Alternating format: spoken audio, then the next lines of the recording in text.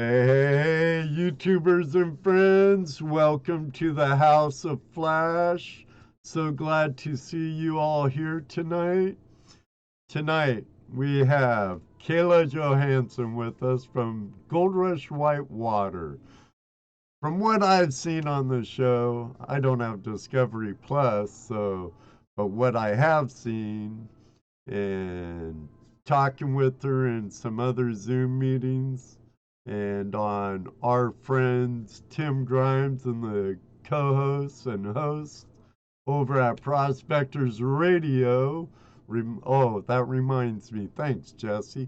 Come join us over at Prospectors Radio this coming Sunday and join ToledoJess and I while we're their guests. 7:30 Eastern Standard Time, daylight time, whatever. I hate that time change. But back to our show. Like I said, we have Kayla from Gold Rush Whitewater joining us tonight. Super hardworking girl, gets on the gold, creates beautiful jewelry at her Etsy store. Links down in the description below. Buy something now while you can. But it's going to be a great show. I know it right here and here. So don't go away. We're going to be right back after this quick intro. Hey, YouTubers and friends. Thanks for joining us for another episode of Tuesday Night Hangout Live with ToledoJess and I.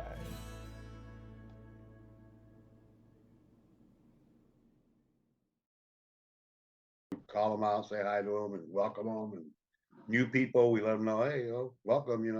So we do that, and then we do talk to them. We our chat room. We engage with our chat room as much as we engage with you because they're why we're here. Yeah. Without if they're not here, we might as well go hang out on the creek, right? And turn our cameras off, just whatever. But they're here. They want to hear about you. They don't want to hear about me. So please be long-winded. Okay. Same with Ed. Nobody wants to hear about him at all. So I'm just kidding. Uh, but yeah, we will say hi to everybody. Jaren's in the room. We praise Jaren highly. Because Mr. Lodak, Jaren, Mr. Jaren. he's like world's super He's mod. ninja moderator. And a big part of Gold Prospector Space now and Prospectors Radio, from what I understand. That's what I've been hearing. We got a lot of great people in the chat room already. Mr. Lodak says, I copy and paste really good. Really fast too, Jared. Oh, I forgot. Really I forgot fast. to warn you. I forgot to warn you, Kayla. He does this. He'll just start. Well, we're on a time schedule, Jesse. So so let's welcome everybody in the chat room. Hi, everybody in the chat room. Right, that was quick. Bill T. Rap, John R. Campsite. David Villa in the house. MVP. John R. Prospecting and Ohio Relic Hunter. GPU, what's up? Cottonwood Trails, how you doing, Jim? Good to see you. I hope you have better reception tonight. Stony Creek, how you doing, Thanks, brother? Jared. I forgot to hit the like button. Hit the like button, everybody. Jared yeah. said so. Thanks for reminding Jesse. You usually don't do it till the very end. Right. JP Lonzamore, what's up? JP. T-Rep Adventures, Brewers Prospecting, Terry Marshall, Terry Curry. Our Aussies. Man, all three of them. Brad's in the house too. Brad Welsh. Terry and Brad. Terry Curry. Terry Marshall. Terry Marshall, actually, Kayla is an opal miner in Lightning Ridge, Australia. Oh, that's right. Uh, Nice. Yep. I forget their website though. I think they have a website. Nikki has a website for opals, I think. Her and her new beau, I think. Damn it. Sucks being I, blonde I haven't sometimes. I haven't seen Nikki put anything out in a while. I don't know what happened. No, she's probably digging opals. It's hot Well, I in know that's the last I Australia. heard. She was right, right. Maybe she'll be out in the gold fields more during the winter, in the opal mines during the summer.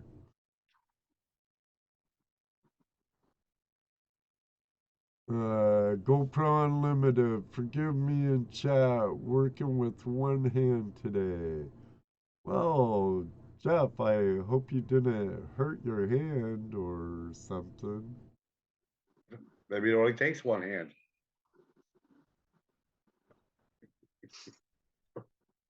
He could be a one finger pecker on the keyboard, you know. It's been known to happen. No, not Jeff. Yeah, I it, think he took typing in school. We talked about it once. That's where all the girls were. Kayla. That's why I took typing. Yeah. Yeah, that Terry Marshall, that's who I was talking about, New Breed Opal. Oh, okay. I don't think I'm friends with him on Facebook. Yeah, their Facebook. Yep, that's her Shoulder Facebook page. surgery. Hope you heal Okay. quickly, Jeff. Oh yeah. David Alfonsetti, the artist. Welcome. What's Good to up? see you back. Campsite. Not the time, GPU, not the place. Put that away. Wait until the gold porn's out for that. It's coming, guys. I promise you. And you Well, I forgot to tell you, I forgot to mention, Kayla, that sometimes this chat room just falls right off the rails. yeah, I mean, full on boom like left that. hand I mean, turns off yeah. the table. Oh, it's fine. Well, she works Of course with minors I did after turn the all. wheel, didn't Come I? on. Of course you did. I work with a lot of guys. I'm used to it. Yeah. Orlando, how you doing? The 717 detector. Good to see you. JP Lanzamore, brother. Did I say Jeff Brewers Prospecting? I don't know. I did. Well, Did we say I did welcome not. to the world's greatest moderator, Mr. Lodak? I know we were talking to him, but say hi to him. It wasn't me. I'll bring that up, Stony, once we get into that, which will be here before too long, because Kayla's a busy woman with lots on her plate and making all Cottonwood kinds of Trails killer every jewelry. I can't wait to see what she does uh, with the bear teeth. Cottonwood Trails every week. You're behind. What's up, man? Hit refresh. Well, I think Or he's or, on or his phone, and I don't know if he's has a good try network and oh well, Cottonwood Trails. Our signal down that way is not the greatest. I don't know. So many must just take factors longer with for him to get it. this interweb stuff. There's so many factors. There are, and they're there, and there's YouTube. How many people are on, etc. That reminds me of a party line back in the day. Right. When we John had to R. crank the phone and stuff. Prospecting. Yeah. Tic Tac Guy. Hey, Tic Tac Guy. Don't know if I ever seen you in our chat before. If not, welcome. Welcome. I don't think I have either. I think I would have remembered a name like Tic Tac Guy. Yeah, you remember names pretty well. I'm bad at it. Lost Surprisingly, Boy it's Recovery. surprising Howdy. for being a partial blonde, huh? West Coast prospecting, you're killing it with the sniping, Damon. I can't wait to see Oh, some man. stuff from yours, Otis Mayhem, and Oh yeah, I saw some stuff he posted on Facebook, I think earlier today. Damon's been doing it really good since he put on the wetsuit and snorkel and started sniping a lot. West Coast Killing it. prospecting. Yes. Yeah, buddy. Um, Kyle, King Prospecting, welcome. went back out yesterday and got .130. Would have been better if it was like 3.10.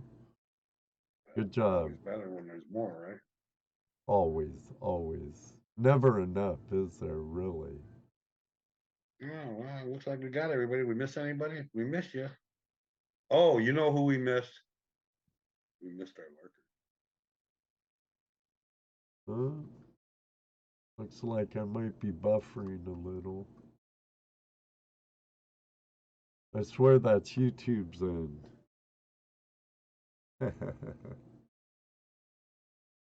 Oh. Lost connection.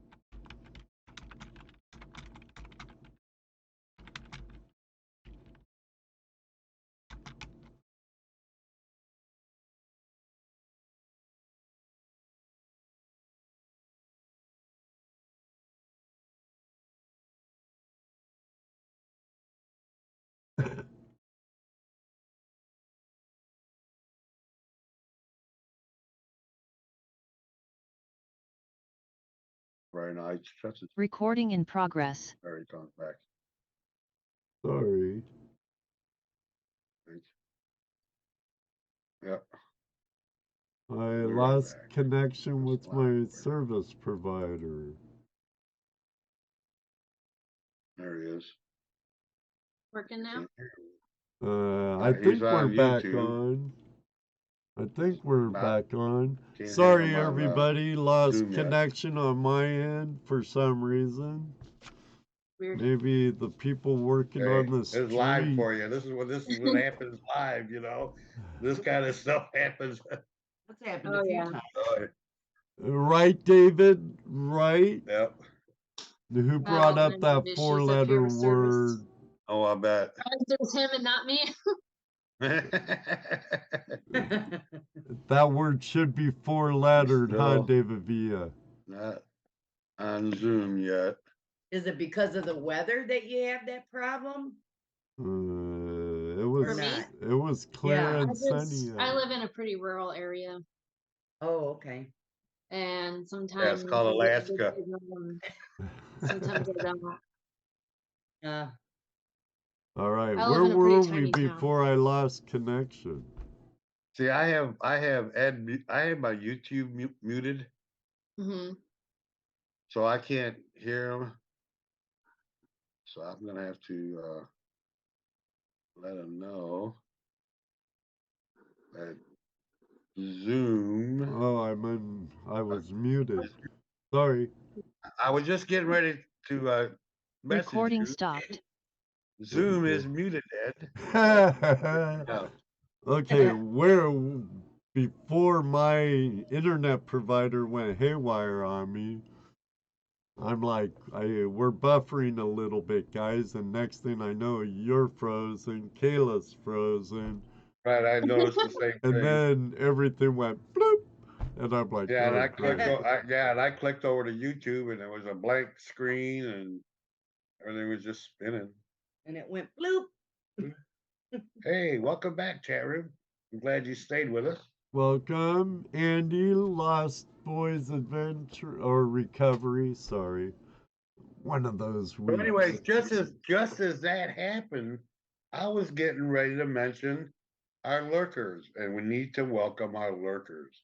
Oh, that's We- true because we love Yeah. our lurkers like Right. Top Cat and Two Toes and Smith's Gold and My sister, there's other your lurkers. Lots of lurkers sister. around. Yep, Ray Rusa sometimes Ray. and oh, happy anniversary, Ray and Sharon. Shannon, happy Shannon, Shannon. Yeah, I can't forget our lurkers. And while we're thanking our viewers and listeners, thank you all our listeners that follow us on multiple podcast sites. I appreciate it. We'll get to that, JP. I copied and pasted that to the Zoom chat. So, along with another one, there was. Oh, I see another one I missed. Try and get questions copied over. I Yeah, I saw noticed one there was a- comment come across the bottom of my screen, but I haven't seen any others. Yeah. Oh, yeah. Yeah. Ed will throw up chats in there as he catches them. I'm typically paying attention to you and talking to you, so I'm not watching the chat. Yeah, I've had a couple just come across my screen. Right. And what happens is Ed will catch them and he'll put them in the chat room and they'll be right there. Yeah. And he's got a few already for you, but before we get to them, unless they're good questions, but before we get to them, let's welcome Kayla Johansson from Gold Rush Whitewater. Hello. We know it's a TV show, and we're here to talk about Kayla, not Gold Rush, because we Yeah, know. I've done a lot of mining besides just TV mining. Well, no, I'm probably not. I mean, more than just TV mining, other things besides mining, right? Oh yeah, I've done a lot of different things. Yeah. So, like we were talking earlier, what got you started in prospecting for gold? Or let me rephrase that. What got you started in treasure hunting? Maybe you didn't start prospecting for gold first. I don't know. What got you into treasure hunting? Because we encompass all of that.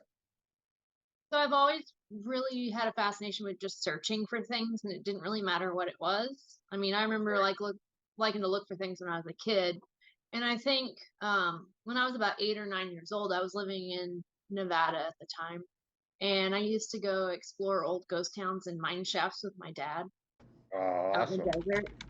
In Like, I Nevada? remember being 8 or 9 years old and going like inside all the tunnels and stuff. And so we'd go in mine shafts and stuff, and I just thought it was like the coolest thing ever. And It is. um, It is.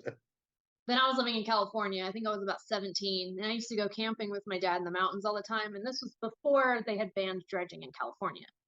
So we'd go up to the San Gabriel Mountains, to the East Fork San Gabriel River, and go camping and stuff. Oh, And okay.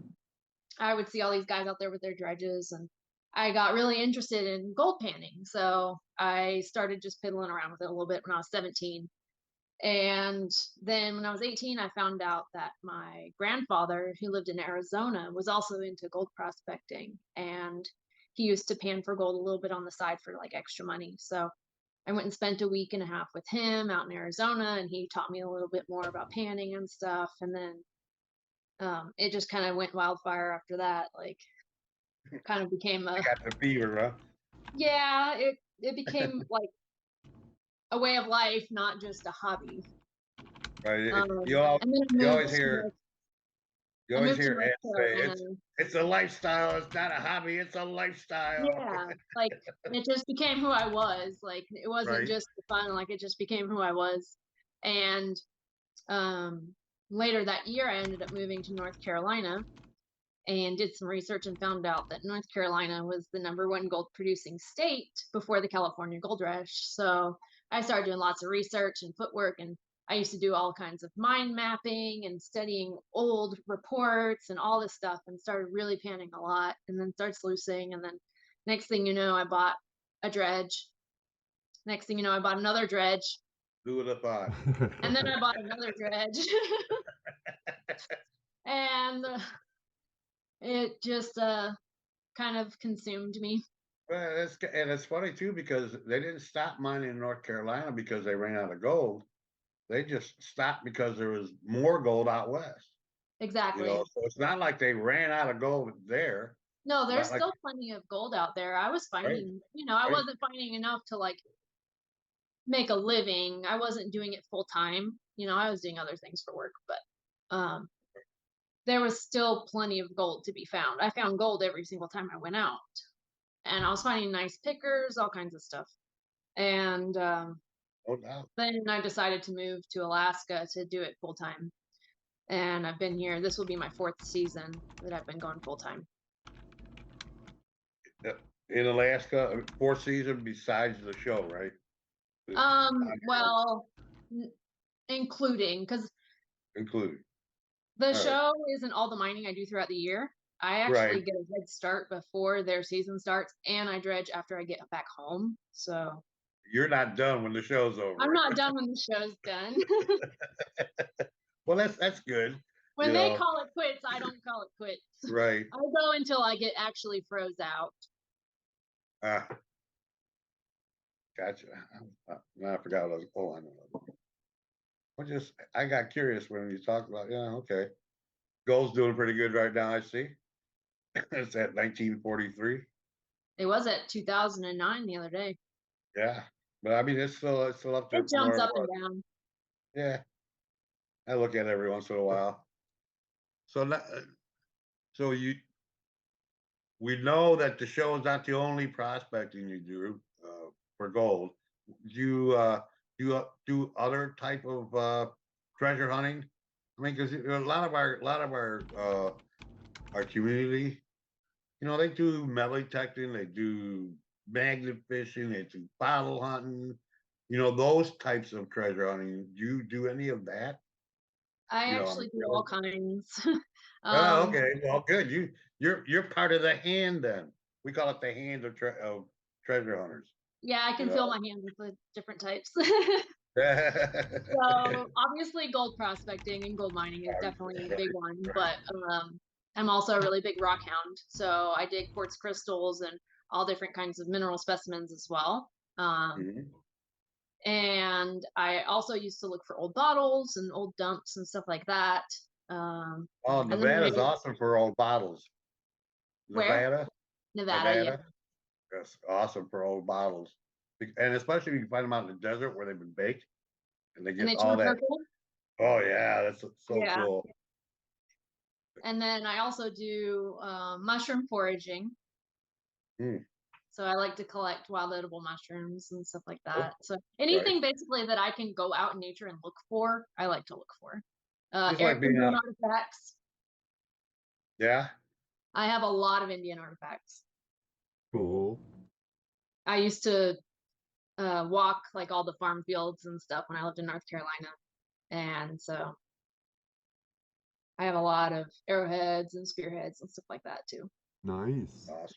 So basically anything I can look for, I just like to look for stuff. So have you ever had like a regular job, or have you always been? Yeah, I've had regular jobs. I used to work when I think I was like 19. I was working as a picture framer. I would do custom framing for pictures. Oh, cool. And then I worked in Gander Mountain for a while selling firearms. I worked behind the gun counter at Gander Mountain. Because I actually was going to school for a short while when I lived in North Carolina. I was going to school for gunsmithing. Oh, cool. So I ended up getting a job behind the gun counter at Gander Mountain. Yes. My grandson did the same. My grandson did the same, but at not at Gander Mountain. Was it Gander Mountain? No. No. Straight out of high school, started working at what's the other place? Bass Pro Shops. Yes. And Cabela's. at 19, yeah, Or and Cabela's. no, it wasn't Cabela's. Yeah, no, it was Cabela's. Because didn't they have a auxiliary store where they sold guns also? I think all three of them did at one Oh, point. did they? Oh, he worked at one of them. Were 19 years old, and they took him in there, started teaching them how to make guns, and that's he loves Dick's it. Sporting Goods don't sell guns anymore, I don't think. No, I think They no. used to, because yeah, I Yeah, they almost used went to, there. but I think they got woke or something. Oh, great. right, right. Yeah, they Lovely. they got scared. Jeez Louise. Yeah. So yeah, I worked there for a while, and then I've worked in a few restaurants, just waiting tables and bartending and stuff. And then I Well, worked so, yeah, like the in rest of two us. more jobs. Yeah. I worked in my last real job, which has been quite a few years now, but my last real job was at like a natural health store, like an herbal medicine shop. So it's like natural remedies, like herbal supplements and vitamins and natural foods and stuff like that, which I'm kind of big into. I'm not really big into pharmaceutical stuff. So that was a kind of fun job because I learned how to make like all the CBD salves and hand salves and kind of stuff like that. So that That was fun. pharmaceutical stuff will kill you. Yeah. Only if Yeah. you take it in large doses. And Small doses But turn to large then doses. when I left that job, I moved and started dredging full time. Obviously, it's a seasonal job because of winter here in Alaska. Like I can't dredge full time in the winter, but right. As long as you can break That through doesn't the mean you ice, can't. right? as long as the weather and the water cooperate, I am working. Right on. And then if you're not dredging, you got other things you can do, right? There's other Yeah, opportunities. so in the winter I mainly focus on jewelry making because I've been making jewelry. I started making jewelry about 6 years ago, I want to say. But it was just kind of here and there, kind of fun hobby, and I would sell a few pieces. And then I had like a 2-year hiatus when I moved where I didn't make any. And then my first winter in Alaska, I started making it again because I just didn't have anything to do in the winter. And so I started making jewelry again, started making gold nugget jewelry and started selling like gold pay dirt and stuff like that. So that's what I do a lot in the winter is jewelry making. Well, I guess pay dirt when also, it's huh? too frozen and cold and the snow's super deep in AK, that's one way to break up the cabin fever, right? Yeah, and I enjoy making jewelry. It's fun. I've always been a little like creative, so it kind of takes my mind off of, being cooped up in the winter. I just shared the link to your Etsy store, and I think you do a beautiful job on your jewelry. Oh, thanks. Hey, show a couple pieces while you're talking about it. Yeah. Mr. Lodak has a question. He's when they had Carlos on the show, he said he thought the show returns the 7th. Is that what Kayla heard also? That's originally what I first heard going around, but then I heard it could be a different date, so I can't really give an exact date until I know for sure because I've heard 2 conflicting dates. They're both in April and they're in a week of each other. I just don't know which one's accurate. Well, let's get this question out of the way because you are absolutely right. It was going to be asked. Stony Creek, Art Chaser. So what's the connection with Dustin? Real life friend? Wait a minute. What's the connection with Dustin? Question mark. Real life friend? Question mark. Sorry, Kayla, we told you it was gonna come up. Here, I'll say this. She doesn't want to talk about it. How's that? No, it's fine. I can talk about it. It's fine. It doesn't really bother me. we don't like hang out or really talk that much outside of work. It's just mostly we work together and Work that's friends. that. Stoney's No, like, Work I'm not, acquaintances. I'm Work not meaning acquaintance. like live stuff. No, we're coworkers, but like There you go. we aren't. I wouldn't say that we like hang out outside of work and stuff like that. And Oh, love stuff, not like love yeah. stuff. Sorry, he's defended himself right now. No worries, Stoney. But he's We like, know. We know. we know, I get we that question know. a lot, so it's fine. Apparently, there's like some rumor going around that a lot of people think that me and him were dating or something, and that's so far from the truth. I can't even tell you. Well, you know, like we were talking before, you know, just like the show is a lot of creative drama. Or let me rephrase that: creative drama. uh, the show tends to create rumors and stuff, just like any workplace. You know, Yep. just like any No, workplace. I had met him before, season 5. I had met him before the first season Uh-huh.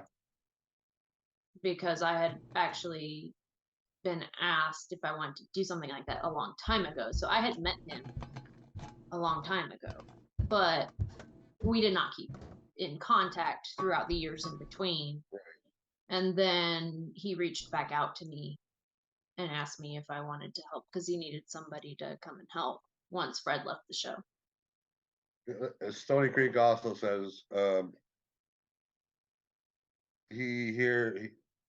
how the crew dynamics are on Whitewater. Let's see, can you ask Kayla how crew dynamics are on Whitewater? As seen as if, and this is kind of funny, as if they all get along really well, and Kayla is like the foreman for the upper operation. I'm the foreman for what? The The upper operation. Oh.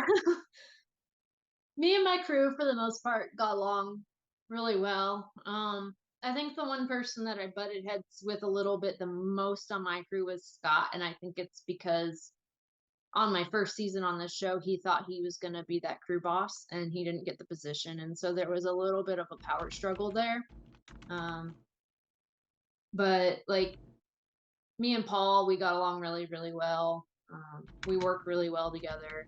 Justin, I got along pretty well with him as well, and he's really knowledgeable. Super mellow, chill guy, super nice. So I think the person that, and Scott and I, for the most part, it seemed like we got along. We joke around together and have fun. But if I had the most problems with somebody, it would probably be him. And I think it's just because he didn't get that position, and I think it was kind of weighing on him a little bit. Holy cow! Did you guys hear that? I saw it. My whole house shook. Oh, I Oh thought that was that a dog that just ran by there? yeah, but you didn't hear that loud crash? Oh no, I just No, all the saw the snow and dog. ice just slid off my roof. I saw the dog run by. Well, the dog jumped up because all the snow and ice just slid off the back of my roof, and it shook my whole house. No, Metal roof. Yeah. And it shakes the entire house when it happens. No, not aliens I this think time, Stoney. with having that kind of power struggle, that was a little bit of an issue. But overall, I got along with my crew really well. Now, I thought I heard you once say, actually, it was in that after party when Hey, I Brian thought what stayed in Wilder the was after there party. and stuff. I thought what happened in the after party stayed in the after party. Yeah. That did come up too, doggone it. Well, now I can't say it because we It's did fine. say You can that. totally say it. I'm just picking on We you. did say that. No, but it's about you and someone else who was on Whitewater. He's not on it anymore. A friend of mine from Portland, Oregon, Ryan Cardoza. Yeah, I thought I brought it up, and you said you were actually supposed to been on the show before he even aired, or before the So season he that's was on? so I was actually in the works of being on season 1, which was the first season, obviously, but Right. season 1 kind of, yeah, I didn't really need to say that, but yeah. So that's actually how I met Justin the first time. Was It's a funny story actually, because I grew up super shy, super camera shy, which you would never guess now, but I was terrified of cameras. I hated being on video. Like, I hated people taking my picture. I was super shy with cameras. And I was already doing a lot of mining and prospecting and stuff in North Carolina. And I had a friend reach out to me and say, hey, there's this thing and they're looking for people to do this show that's dredging in Alaska. I think you'd be really good for it since you're already a dredger. And I was like, well, I don't know, I'm not really like a TV person and I hate cameras. And I was like thinking, oh, nothing's going to come of it. It's probably just a rumor or a scam or something. Who knows? I was very skeptical. And so I was like, he's like, well, can I at least give them your phone number? And I'm like, yeah, you can give them my phone number. What's the worst that's going to come of it? Nothing. So Right. next thing I know, I'm getting a call from someone that works for Discovery wanting to talk to me, or it was either Discovery or Raw TV, one of the two net production companies. And they were talking to me. And then next thing I knew, I flew out to Nevada and did like a demo shoot with Dustin and some of the other people that they were trying out for the show or whatever. And that's how I met Dustin. And then I went back home and, continued about my life or whatever, and got a call and they wanted me to come out there. And as far as I knew, I was going to go to Alaska. This was back in 2016. And then maybe a month before I was supposed to go out there, I get a call and say, oh, they decided to go with somebody else. And I was like, oh, okay, whatever. That's kind of late notice, a month before someone's supposed to leave. And that's not just like a week vacation. It's like, I already planned to be gone for like 4 or 5 months. And so then I was like, whatever, it's fine, no loss. And I went back to doing my own thing. And then I moved to Alaska back in the beginning of 2020 and was dredging full time. And my first winter here, I had been friends with Ryan on Facebook even before he was on the show and I had ever been on the show. Like, we had been friends on Facebook for quite a while. He reached out to me and said, hey, they're looking for other people to be on the show, and I think you'd be really good. Dustin wants to talk to you. Do you care if I give him your phone number? So I let him give Dustin my phone number, and that's how that came about. Very cool. Solid question here. And I showed up with the intention, thinking I'm just going to be a worker. It wasn't like pre-planned that when I showed up, you were going to be the crew boss. It was like, I knew it was a potential because the spot was open, but I didn't show up thinking I was going to be running a crew. I just showed I up. think that happened because of your work ethics, and it had a lot to do with It it. had a lot to do with me having fast water experience already. So, got a good question here. Rookie gold prospector. Okay. Now, I've never jumped into ice cold water, so I have no idea what that feels like. Right? Explain that to me.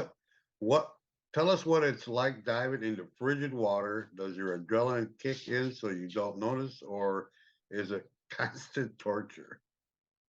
Well, I dive in a dry suit, so my hands and my head are the only thing that get wet. And I layer underneath with lots of fleece and stuff like that. So you still get chilly, you still do get cold, especially if you're down there for hours at a time. Like, you can still get cold, but Right. it's not like that initial plunge, like when you just jump into ice water with no protection on. Like, I'm not exposed to the water really. You don't even feel that then, huh? Not really. You When I first get in, I'm not cold. I mean, after a while, you get kind of cold, but yeah, because your body gradually really good under. increases So its I do get chilly. My hands do tend to get cold after a while, especially like very early season or at the end of the season. you know, when the temperature's dropping and the water's starting to get even colder. So I guess And your then- answer to that. So I guess your answer to that would be, I use a dry suit. I don't do torture.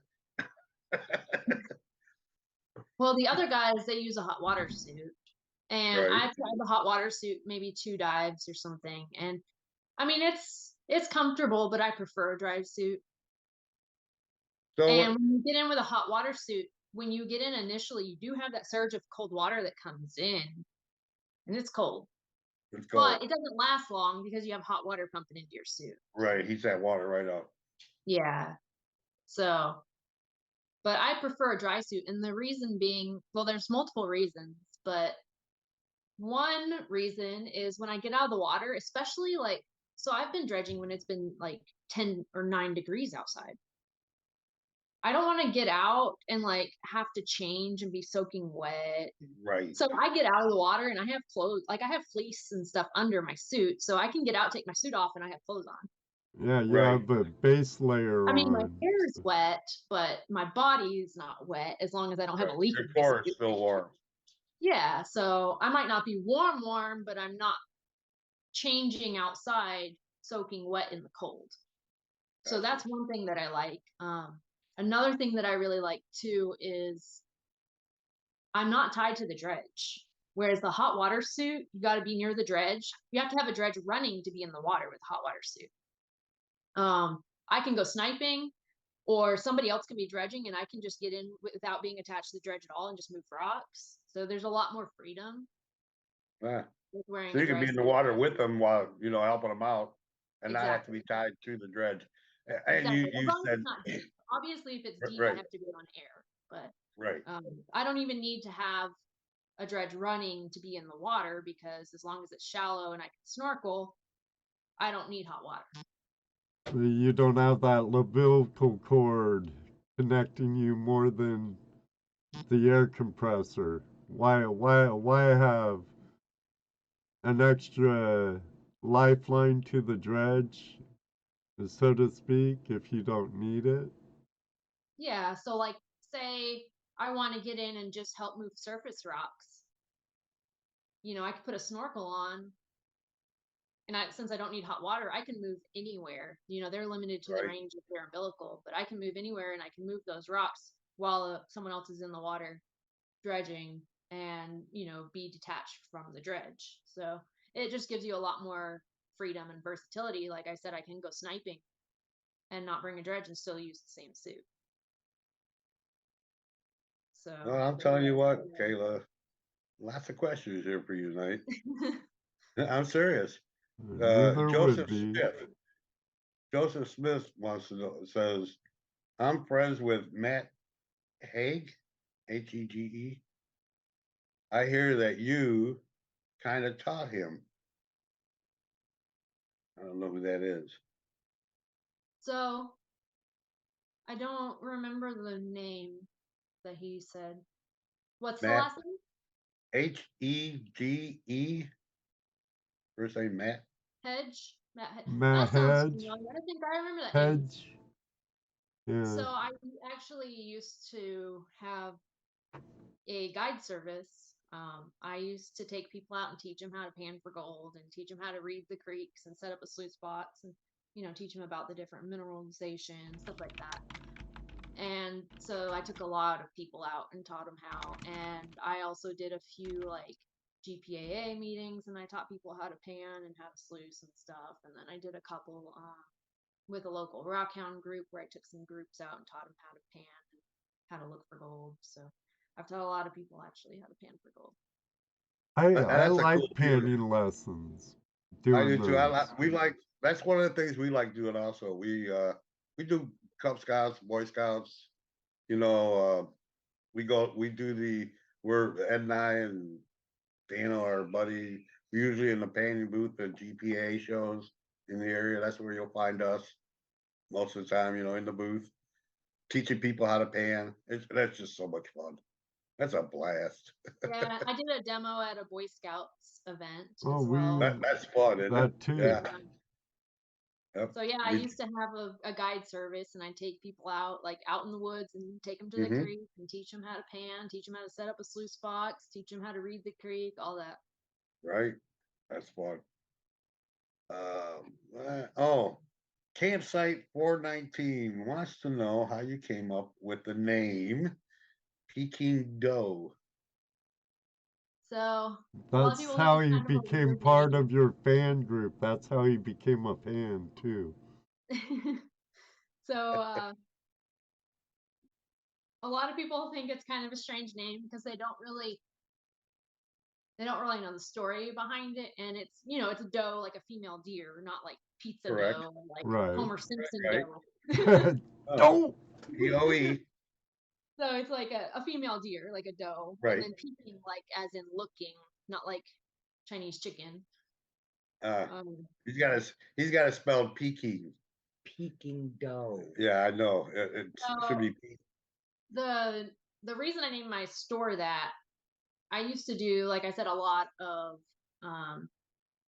other prospecting, like for quartz crystals and rock hounding and minerals and stuff like that. And I actually used to locate my own quartz veins and find my own quartz prospects and stuff like that. And I would always name my spots.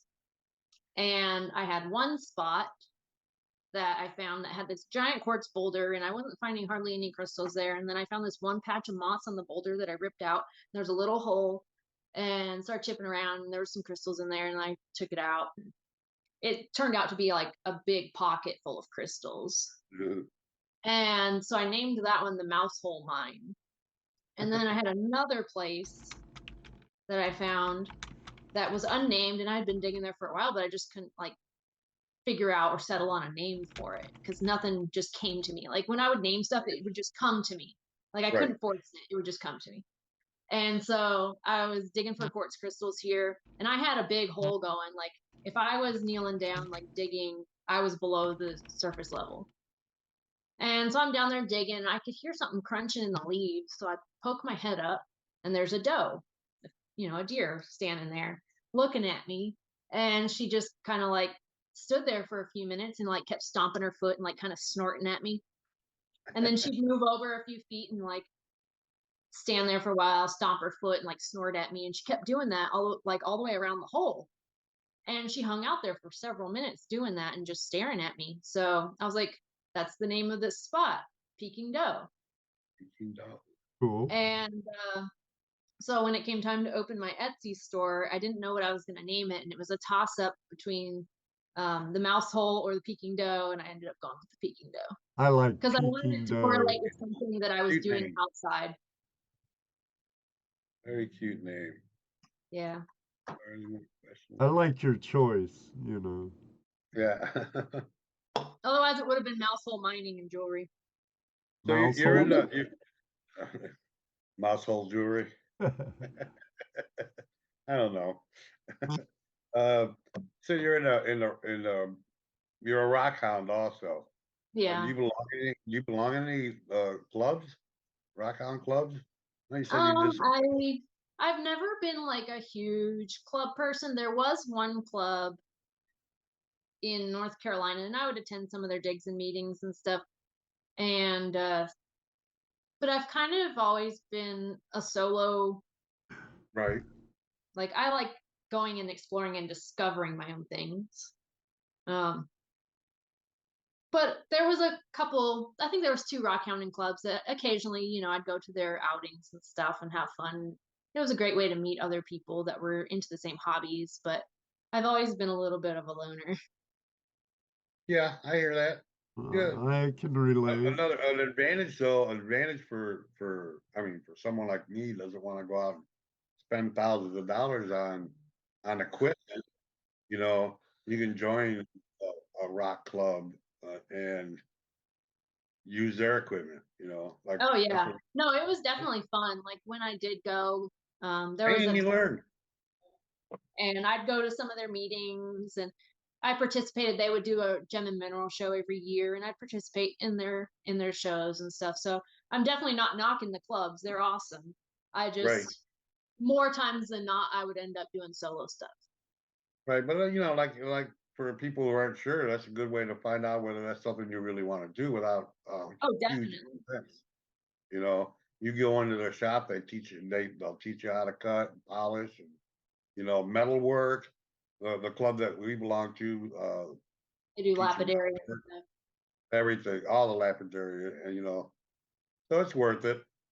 I Oh, think. Anyway. definitely.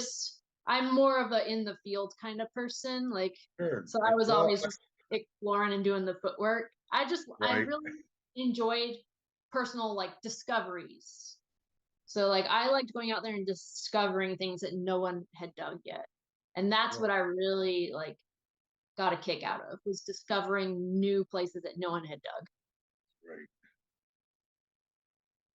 I thought that was like, I don't know, the greatest thing when I was doing it. Yeah. I mean, that's, you know, we all kind of have that in us anyways, just some are able to do it more, you know. Well, not all of that For some necessarily people, requires well, I mean, equipment well, for though. some people, it becomes a lifestyle, right? For some Yeah. people, it becomes a lifestyle. For others, it either becomes, you know, a struggle or a hobby, you know. Yeah, or just a pastime, stuff like that. And I totally get that. And Sure. I don't think either option is the wrong way to go about No, it. It no, just none of depends it on the is. person. Anytime you get out, get outside, and you know, be on the planet with the planet, digging for treasures. There's nothing wrong with that at all. You Yeah. know, even though everybody around you thinks you may be crazy. Oh yeah, I've had a lot of people think I was crazy. They're like, you Sure. waste every day off out piddling with rocks and it's never gonna take you anywhere. And like, okay, watch, just watch. Yeah. Well, hey, you think about it. They used to say that to what our kids. You'll never make any money on video games. Right? Right. And now you get on like YouTube and you go on YouTube and you watch people playing games, video games. There's YouTube channels out there with people just playing video games and people giving them money to watch them play. Yeah. Yeah, I Crazy. just feel like, everybody's different. And if everybody was into the same thing, it'd be a really boring world. Oh yeah, absolutely. And I just feel like, if somebody's truly passionate about something, you shouldn't knock them because No, that's their no, specialty. right. No, that's all. It's like, you know, it's that argument about pay dirt. Oh, you know, pay dirt's, you know, that's no good. I don't believe that.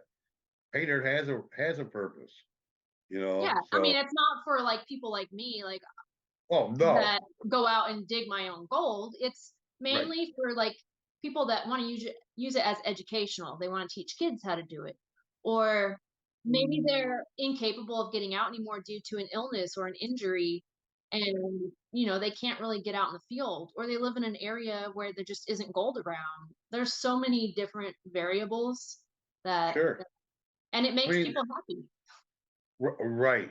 Well, here, you know, you get that if you catch gold fever, and if you're not able to get out in the creeks anymore, you're not able to get out and find your own gold anymore. Yeah, you're gonna buy that bag of pay dirt because you want that you want Yeah. that Gratification. relief from Or the like I fever. know some people that use it, maybe they don't live in an area where they can prospect year round, but they have That equipment too, and they right? take it out on trips in the summer and they want to test their equipment. They use pay dirt to test their equipment. There's so many different things it's used for. Right. Right. I always I don't like when people say, "Oh, that's garbage." Oh I mean, yeah, I I get know, that I'm ripping people off and that takes all the fun right, out of it. I'm like, well, if you don't want it, then obviously I'm not marketing it to you. right. Well, you know, and yeah, I mean, it's sad when you get people that do rip people off, but it's even sadder when the guy thinks that he's gonna get become rich doing that, buying pay dirts. You Oh know, yeah. they I mean, yeah, it's definitely not like an investment thing. It's a no. fun thing. Well, now you really can't even say that if you think about it, because let's say I can't get out to where I can find gold, but I love to pan it, right? Yeah. And for me to go out and pan gold, it's just for me to go out and pan gold, it's going to cost me $100, $120 for a day's worth of trip to go somewhere for a day, right?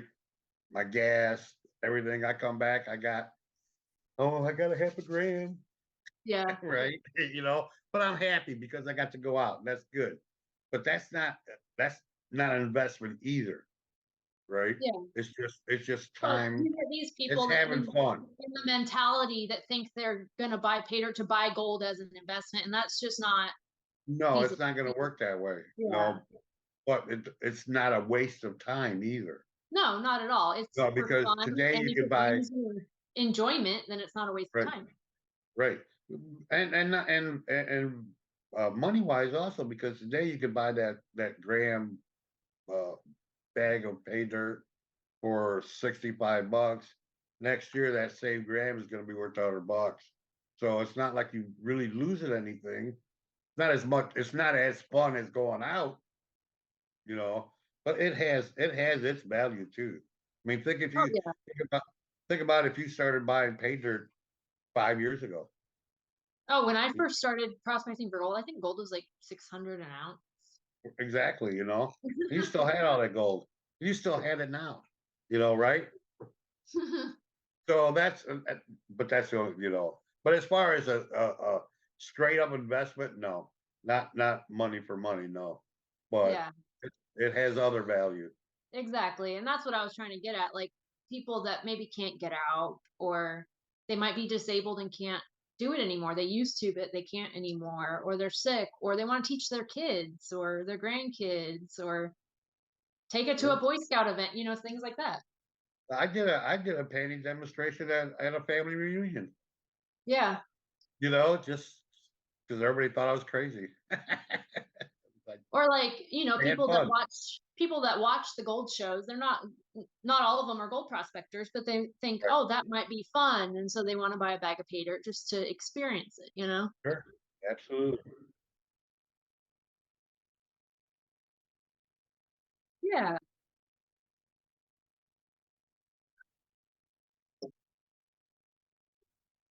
Right. exactly.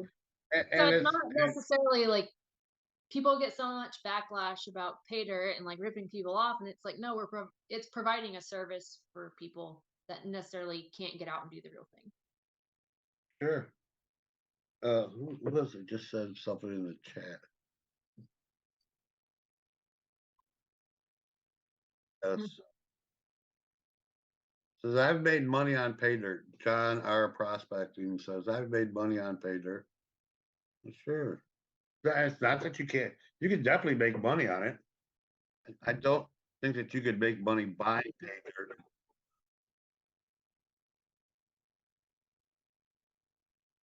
Right.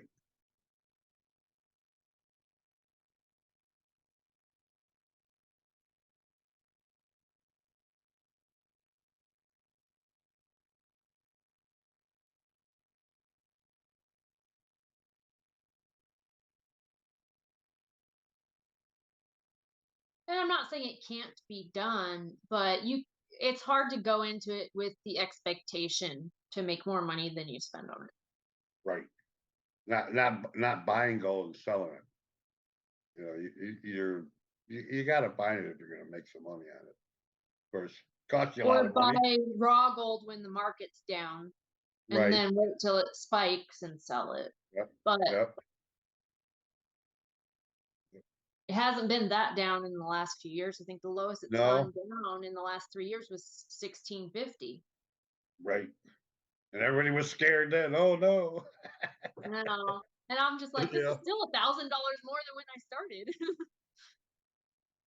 Yeah. Well, when I started, and it hasn't been that long ago. When I started about 10 years ago, it was around 18, pushing 19, I think.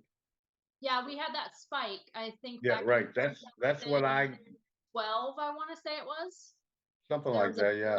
there was a big, it was 2012 or 2013, 2012, I think. We had that big spike and it jumped up to like 18 something. It was almost And almost. everyone was That's when I going jumped in. crazy. And then That's when I jumped in. back down to like 1100. Right. And it hung Right. between 11 and 13 for quite a few years. And then it jumped right back up as soon as I moved. When That's COVID climbing and all up. the pandemic stuff hit, it went crazy. Yeah. Everything went crazy. Oh, yeah. Everything went I had to crazy. drive through the Canadian border after they shut it down and they almost didn't let me Oh. through. That's crazy. It's just, oh well. We won't get into that. Yeah. I almost got stuck at the border and I told them, I said, well, I've already given up my house and my job and everything. So if you don't let me through, I have to camp here because I'm homeless if you don't let me get to where I live in Alaska. Yep. Get to go to Canada to get to Alaska. If you drive, you can fly over it. I had to drive because I had all my mining stuff with me. I was Right. moving, so I had to drive. Get all your stuff with you, yeah. It's hard to move on plane.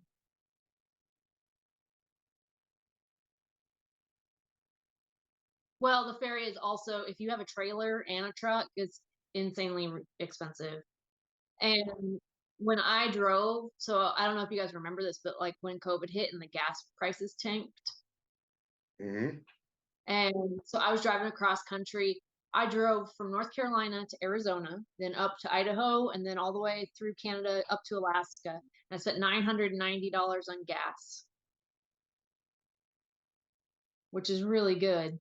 Mm-hmm. At one point, I was driving through Oklahoma and I saw gas for 98 cents a gallon. Well, our buddy Klesh says, yep, gold is just getting started. I agree with him. He said, what? The gold is just getting started. Yeah. I Yeah, agree. we'll see what it does. Yep. Get it while you can. So let's say had a couple people just came in, if you don't mind.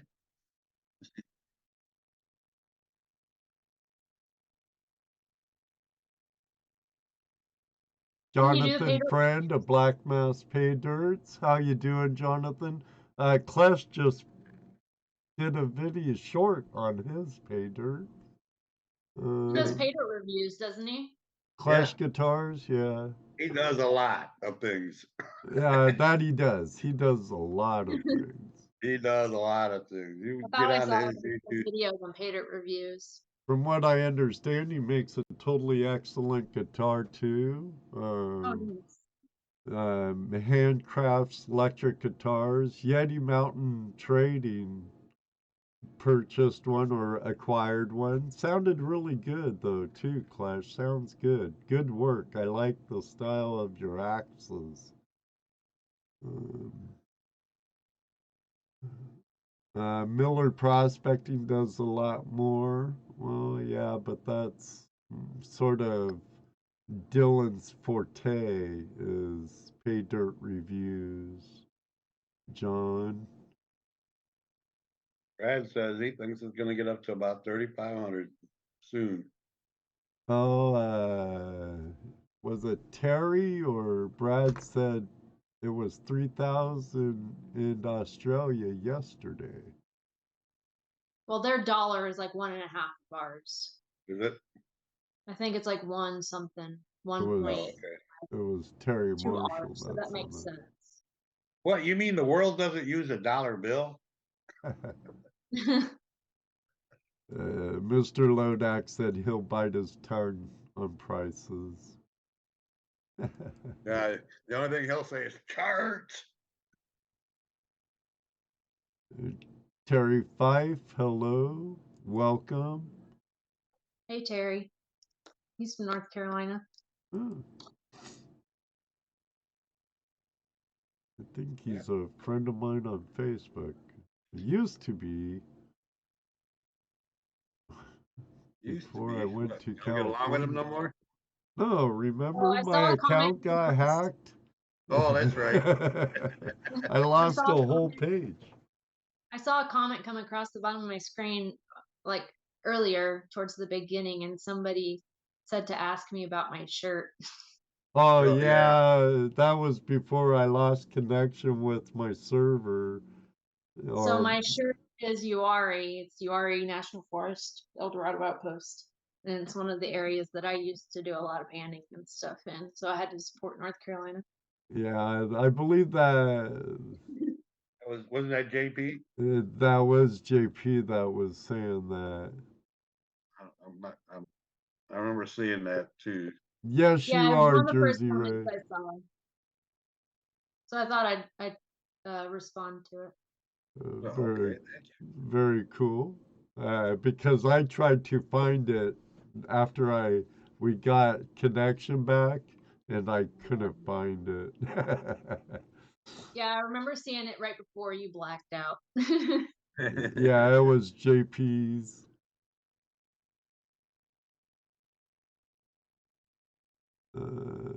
Yeah, I gotta show love for North Carolina, even though I don't live there anymore. But Well, it's a beautiful state.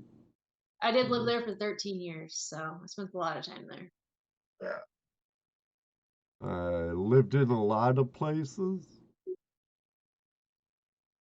Have I lived in a lot of places? Yeah, have you lived in a lot of places?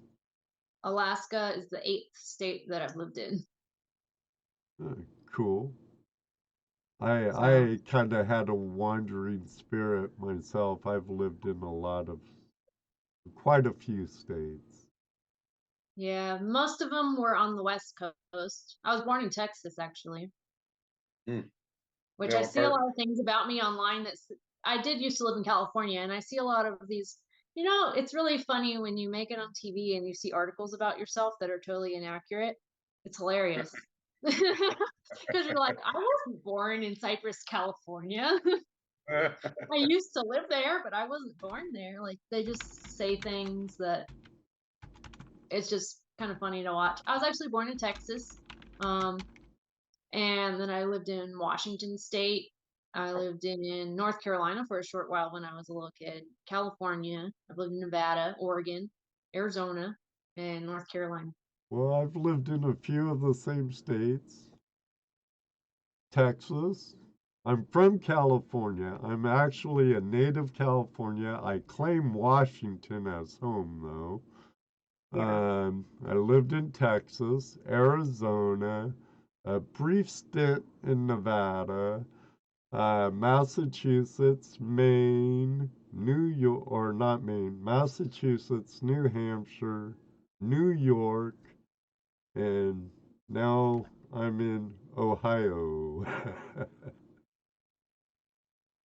I think that's all of it. But my dad was a teacher, Kayla, and every summer we travel Yeah. 6 to 8 weeks every summer. By the time I was 15, I'd been to all the lower 48 and most of the lower portions of the provinces of Canada, except Oh, no. for like Nova Scotia and New Brunswick, and of course the Northern Territory and the Yukon. But yeah, my teacher tried telling me and my brother we were liars because they'd bring up stuff. Oh, we've been there. Oh, we've been there. Oh, you Yeah. boys. I don't know if people believe all my stories because I've done a lot of stuff and been a lot of places, not necessarily like international, but just within the States. But like I've just done a lot of different things and found a lot of things. And I was actually talking about that with my mom a while back. And I was like, yeah, I just feel like there's some people that probably don't believe everything I say because I say so many things that I've done. And they're Yeah, I like, hear you how there. have you done so many things and you're young still? Yeah, I have the same feelings when I tell some of my stories because I spent 3 years hitchhiking around the country, all over America. I got out of Vietnam. Things were not going good at home, so I left and I just hitchhiked all from Ohio to California, California to Florida to New York, back to California, into Nevada, stayed there for a while. Love Nevada. Um, Yeah, Nevada's a you cool know, just state. Yeah, and then all my hitchhiking experiences, I tell some of these stories and I'm thinking, These people don't believe me. I can tell. Yeah, I get that. You know, I'm just things like, yeah, like these people probably think I'm full of crap. right. I tell a story about one time where I got stopped by the cops. I was hitchhiking, got picked up by these dudes, got stopped by the cops, and we were pulled out of the car at gunpoint because they thought we were what was her name now? Forget. The chick that was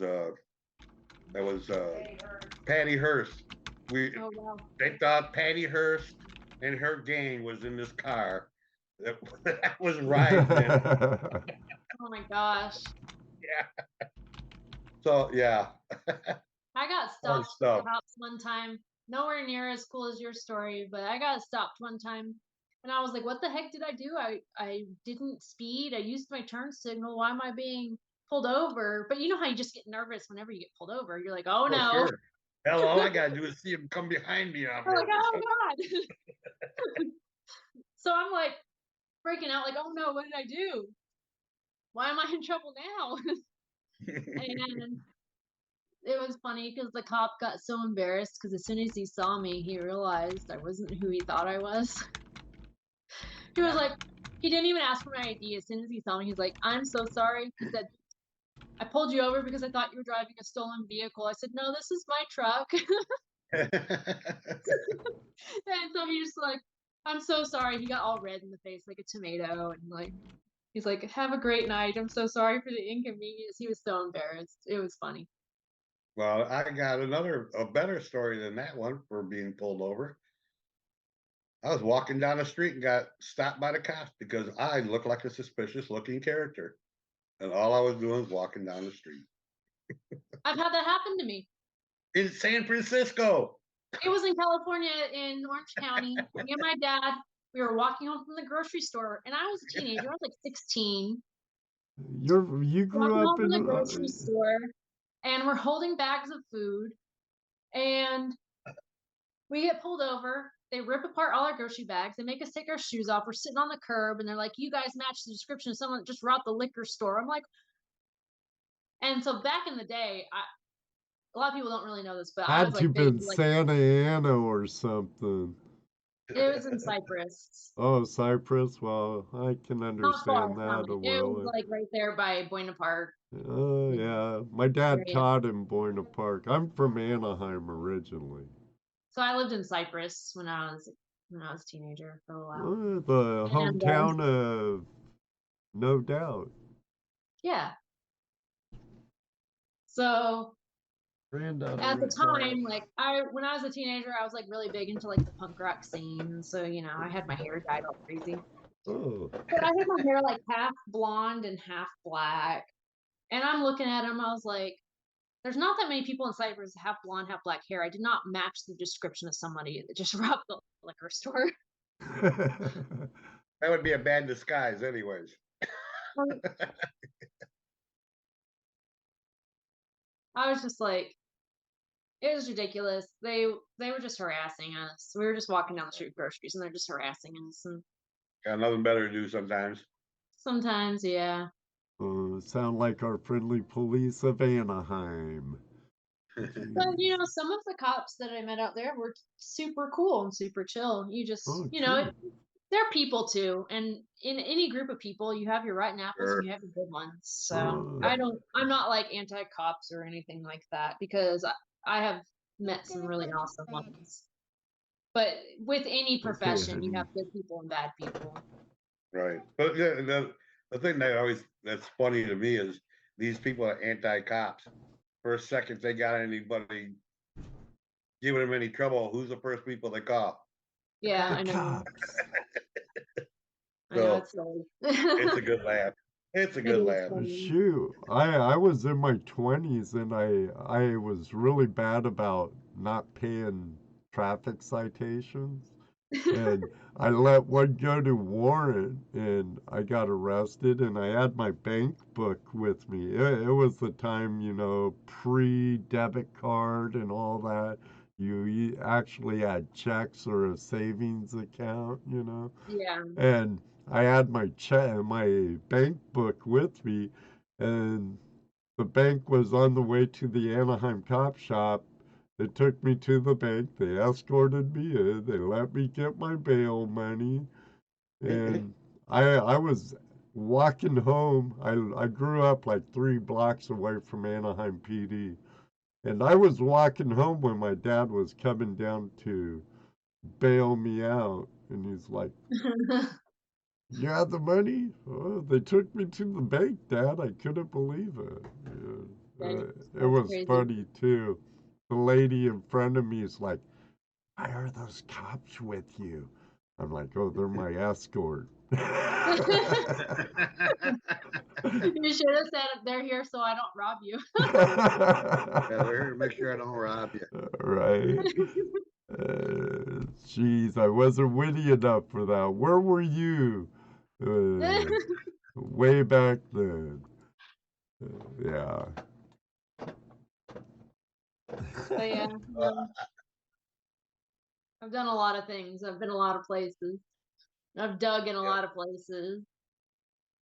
I actually used to work also, it was just like a here and there, not like a full-time thing, but I would help at booths, like doing gem and mineral shows.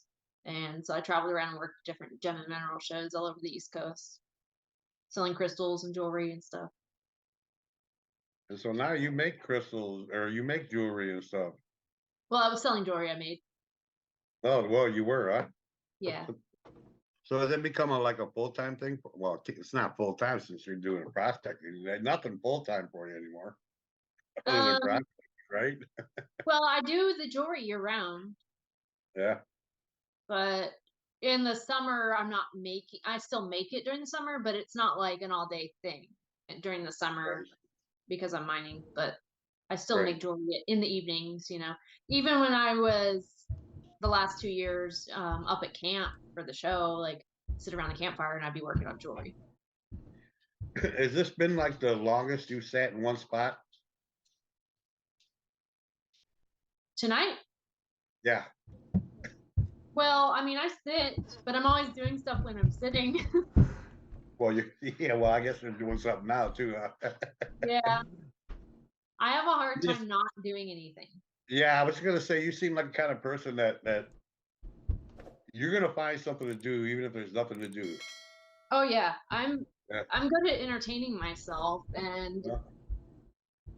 like for instance at camp, instead of just sitting there, like I'd work on jewelry in the morning, early mornings, or in the evenings, or I'd While go work everybody's on still having their firewood. coffee, I'd go while work on everybody's still drinking their firewood. coffee and waking up, right? Yeah. So I'd be sitting there, and I would sit too and drink my coffee, Yeah. but I'd be working on jewelry while I'm drinking my coffee. Yeah. They want to hear a story. Pick a story. Story. I'm sure you have tons of good stories. When I was 17, I got stalked by a mountain lion. Ooh. That's When I gotta was be in scary. California. Yeah. Did you know he was stalking you? Or Yes. she? Yeah. Well, I knew something was stalking me, but I didn't know what until I saw it. Ah. So That's- I was like 17. I was in the mountains with my dad and his friend, and I had to pee. So I was like, "You guys go that way. I'm gonna go back this way and go just find somewhere to go pee real quick. I'll catch up with you." So like, okay. I had a gun with me, so I was like, I'm not scared to go to the bathroom by myself and then come catch up. right. And so I'm walking the opposite way down this dirt road, and I was gonna go to the bathroom real quick and then just catch up with them. And I'm walking down the road, and I just hear crunch, crunch, crunch, like over in the woods. And I would stop, and it would stop. I'd start walking, and I'd hear crunch, crunch, crunch again, and then I would stop, and it would stop. And I did this like 5 or 6 times, and it kept stopping when I stopped. I was like, something's following me. Because if it wasn't following me, it wouldn't stop when I stopped. Right. So finally, the last time I stopped, I looked over, and like it was not that far, like maybe 50 feet. Ooh. I saw the cat, and I had a shotgun with me, and I just started unloading it into the woods. And I emptied that gun into the woods. The animal, attacking me, you know? I wanted to make sure I scared it off, but I unloaded that gun into the woods. And I take off, and my dad and his friend come running because they heard it, and I was the only other person around, so they knew it was me. And they come running up, and my face was like not even white. It was like gray. Like I completely lost all color. I looked like a ghost. And they're like, what happened? And I'm like shaking, and I'm like, I couldn't say anything because like mountain lions they used to be my number one fear. Like bears, yeah, they're spooky and all, but mountain lions, like they stalk you. Uh-huh. So Yeah, they fear you more than a bear would. And yeah, so I they'll was stop just you like, until they know you're not paying attention. yeah. Yeah. So I was just like speechless. Like I couldn't even get it out. And finally I was just like, mountain lion. And they're just looking at me like, oh my God. But the thing that made it worse, I think I freaked out even more than I would have because not even a week prior to that trip, I had a dream that I had to pee in my dream and I was in the mountains. And I squatted down behind some rocks and a mountain lion pounced on me. And that was my dream a week Right. before this happened. And I was like, Ooh. oh my gosh. It was a premonition dream and I was about to get eaten by a mountain lion. You think that made you more aware? I think it made me freak out more when it happened. Ah. It scared me even more because I was like, oh my gosh, this happened in my dream. Yeah. So, That was kind of weird. yeah, that's weird. Here we got a Stony Creek Spark Chaser wants us to ask you a hypothetical. Oh no. Yeah. Our hypothetical usually I know, involves, I'm just being sarcastic. well, that's okay. Our usually involves the fact that you have no limits. Okay. Money's no object. Laws don't affect you. You can do whatever the hell you want. What and where would you go treasure hunting? And for what? Um, Actually, what he asked was, would you have your own operation? But we'll go with my hypothetical instead. I think if I could do anything, there's a few different things I'd like to do. I think it would be really fun, and this is totally possible. I could totally do it, but I haven't yet. I would really like to go metal detecting in Australia. Oh, awesome. Oh, That heck would yeah. definitely be That's one of the 3 things I'd of like to us. do. And I would also like to go dig opals. That's like all the prospectors in the world except for the ones in Australia. Right. Now, where do Well, the Aussies want to go before dig? that, if you had asked me, it would be to have my own place to mine in Alaska, but I've already accomplished that, so had to Yeah. change my answer. Yeah, you're already, yeah, that's and we talked about that earlier, but you've already are your own boss. You have your own operation. So yeah. Yeah. You wouldn't want to go to Mars. I hear they have a lot of gold there. Nah. Space travel doesn't really interest me that much. Well, hey, it's just a short trip. Sure. No, but I think Australia would be really cool. I wish kind of I was born a lot earlier, like back before everything had not everything's been discovered, but before there were so many discoveries and things were untouched. Well, there's still a lot of discoveries, especially you go metal detecting. No, but I mean like back before they like discovered all those Mayan ruins and the Aztec gold and all that, and like before the California gold rush, like That's funny I because would have really liked to have been one of those explorers to like discover all stuff like that. Pioneer, a trailblazer. Yeah. so on YouTube I watch a couple of YouTube channels. One's called Infrared. It's new archaeology discoveries. I mean, a lot of them are just within a month or so old. And another one called Origins Explained, right? Where they Yeah. talk about these things. And one of the things that as I'm watching these, I have a curious mind.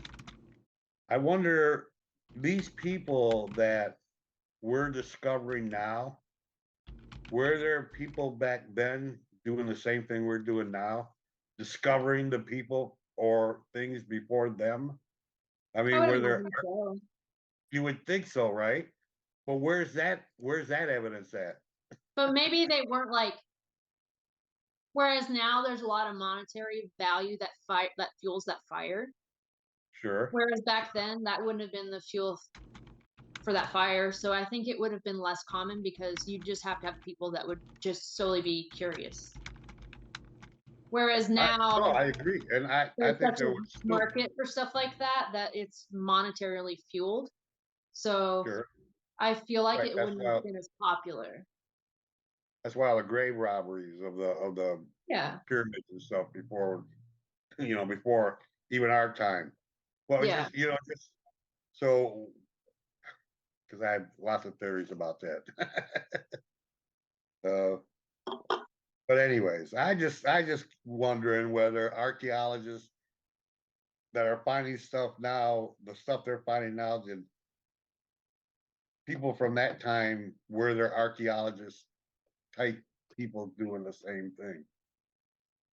You would, Probably not to the extent, mainly because I think now we have so many luxuries as far as like modern living goes that it made life easy in a way for people. So people have a lot more free time, not just surviving. Whereas before, I think a lot of people's main focus was just maintaining. right, just to survive from day to day. That Yeah, makes so it was you had to work all day every day, not necessarily a job, but to live. right, right. Whereas now we've been kind of spoiled. Yeah. Yeah. You want to go somewhere, you jump on a plane and you're there in a couple hours. Right. It's not like Yeah. a year expedition that you might die on. To go to Indiana from Ohio. Yeah. So I definitely think that there's just so much change that it would be like comparing apples and oranges. But there's still things out there to be discovered, I'm sure. Oh, There's, definitely. I can't believe it's like we haven't found all the gold. We No. probably never will. So there's got to be things out there that we haven't discovered yet. Well, yeah, There's I would always definitely there's agree. always room for discovery. Well, there's always new things being exposed as well. Like perfect Right. example. Perfect example. So like a creek now that has a glacier at the headwaters. 200 years ago, that glacier could have been 3 or 5 miles farther down that creek. Yeah. So you have, a mile of new creek that no one had ever prospected back in the Right. day. Like that's just an example. But there's always going to be stuff that hasn't been discovered. Or a landslide happens and then there's a new It exposes a new outcropping. vein. You never Yeah. know. So there's always new stuff to discover. But I think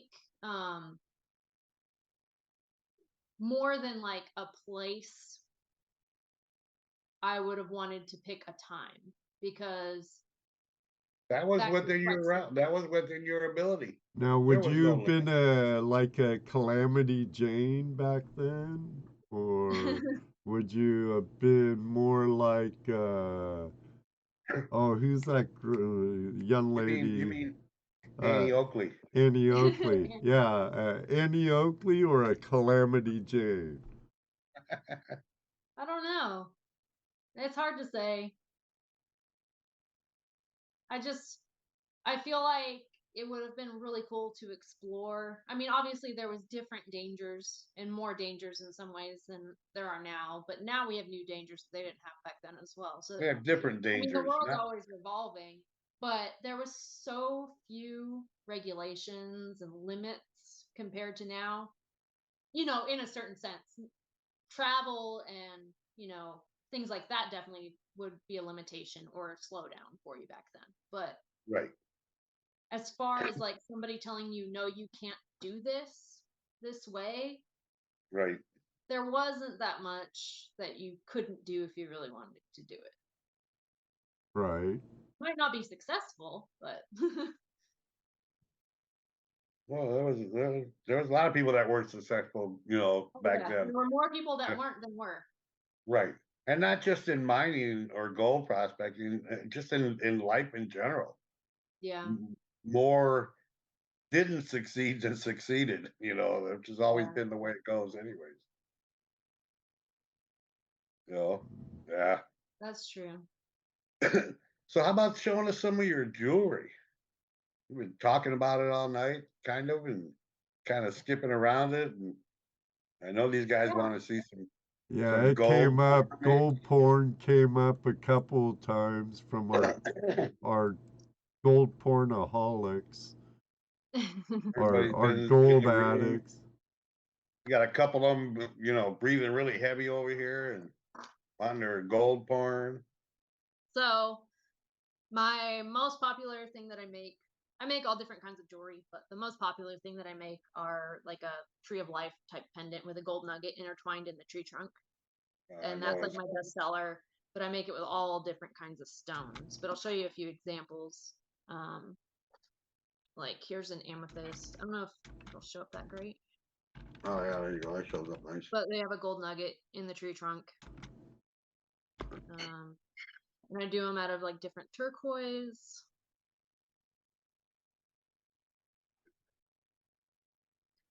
And then, so those are like my most popular, and I have them in all different color ranges too.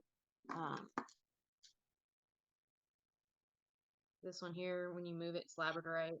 It's got different color Ooh. flashing. Nice. So that's like my most popular seller, as far as jewelry goes. But I do other stuff too. Like I do just stone jewelry, not necessarily gold, but I do like, I don't know if you can see all the flash in it, but that's a really pretty opal. It might not flash. Stony Creek goes nice. Are those sterling silver? Yeah, so I work in all sterling silver. I do rings. So let me see if I can get this. Show the camo. So that's a gold nugget ring that I made. Ooh, nice. Oh, that's nice. Yeah. And then some of my more pricey pieces, I do bear claw jewelry. And I inlay gold nuggets and stones and then wire wrap them. But this is one of my Oh bear yeah. claws. So it's a real bear Ah. claw, and then I inlay gold, and this has a piece of jade in it. Did you hunt that bear?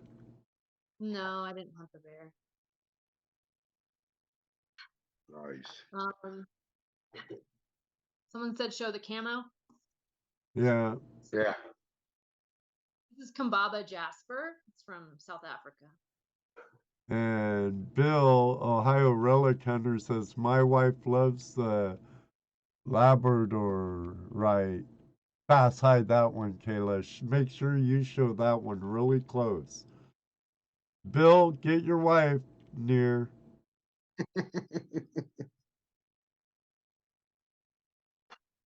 That's pretty. That's really pretty. So it has like stripes. I don't know if you can see it that well with the lighting, but it has like stripes of blue. Yeah. You caught him. Yep, you see it. It's hard for me to tell when I'm using my front facing camera. And then I do all kinds of stuff. I actually do mammoth tusk jewelry as well. Let's see. Everybody's saying, oh, that's awesome, super nice. Terry says, a true artist. Flesh, that's cool. So that's like a simple. That's Terry mammoth. Price says number 12. Whatever that means. Number 12. Oh, he bought one the other day. I did a live on Facebook. He bought one. But I mailed it already, so I can't show it. So that's a fossilized mammoth tusk with little pieces of gold that I found inlaid in it. Cool. Nice. Kind of looks like a surfboard. Yeah, I do them in different shapes. Just kind of, they're kind of freestyle. But I do lots of different stuff. Terry You Marshall should, says, Terry. yes, you absolutely should send her some opal, Lightning Ridge opal. I'm sure she would accept. I love working with opals. Right now, I've been working mostly with Ethiopian opals, but I love working with opals. It's one of my favorites to work with. Besides turquoise, it's one of my favorites too. Bought a lot of turquoise over the last year. You I should found I have. found I found a lot of turquoise in Nevada when I was in Nevada. I Yeah. was trying to get Jesse's wife Ruby to check out all your turquoise work, Kayla. I'm sure she will. Yeah, I have several pieces of turquoise jewelry listed on my site. The pieces that I just showed, the bear claw's already sold, so I can't sell that one. But I'll be making more bear claws. But the pieces that I just showed were stuff that I showed in my live feed the other night on Facebook Mhm. that I haven't listed on Etsy yet. So I usually like show my new stuff on my live feeds that I haven't listed yet, and then whatever sells on there, I ship out, and then whatever doesn't sell on my live feed, I usually end up listing on Etsy for anyone to buy. But I can't list the mammoth jewelry, or I also do fossilized walrus ivory tusk jewelry, but I can't list those on Etsy because they're really strict about, even if it's extinct or fossilized, they're really strict about ivory bearing animal parts being used. So Yeah. but I sell them, on Facebook or through PayPal, stuff like that. Eventually, I want to build my own website to where I might still keep Etsy, but I'd like to get my own standalone website going. In due time. Yeah, it's a lot. I have a lot because I do everything by myself. I make all the pay dirt by myself, make all the jewelry by myself. I do all the photography, all the promoting on Facebook and everything, all the listings, all the shipping, everything I do by myself. So I'm only one person. Plus all Okay, the I have to voice a complaint. Uh-oh. Uh-oh. You have all this beautiful jewelry for women. Where's the men's stuff? Oh, so I make like a lot of guys buy the mammoth jewelry because they're kind of Yeah. plain, simple, Um, Are you saying well, I we're just plain mean and like simple? not ornate and girly is what I meant. Yep. Like, Yep. they're not like ornate and girly. Like I've found that men tend to go for the more simple, streamlined designs, not the swirly, Right, right. extravagant stuff. What Like the that ice bear cream lady say? claws, Oh, and the mammoth tusk and the bear claws are my number one sellers for guys. that's I funny you can say that see because that. Yeah.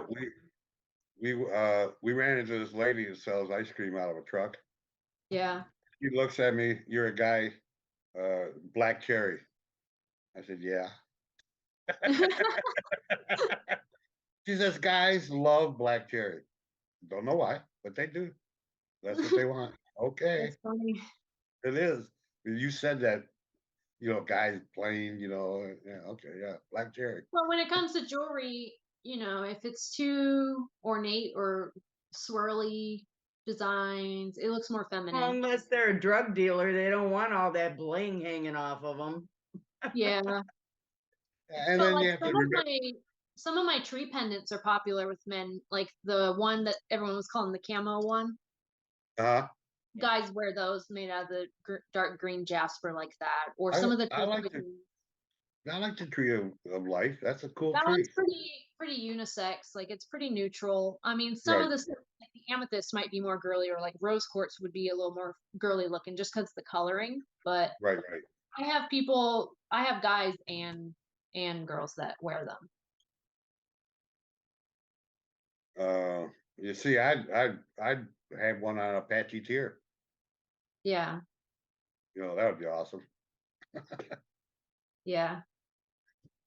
But like I do other stuff too. Like this is just like a simple jasper pendant. Oh yeah. Oh, that's simple. That's Yeah. nice. Really nice. So I do all different designs. But there's a lot of beauty and simplicity, Yeah, sometimes I just feel like the stone needs to be shown off. Like I might do a cool little simple border around it, but sometimes the stone needs to be the one that speaks out. Right. Mm-hmm. And I do all different styles too. Like I have some, actually I'll grab some real quick that are like really intricate. The Cool. ones I've shown so far are kind of simple. Although I do like buying my wife jewelry, so when it's really pretty, I like buying it. I like getting it. So like this one's a little quite a bit more intricate. This is a Sonoran sunset stone with 3 gold nuggets inlaid in it, and then I weaved the whole Oh border.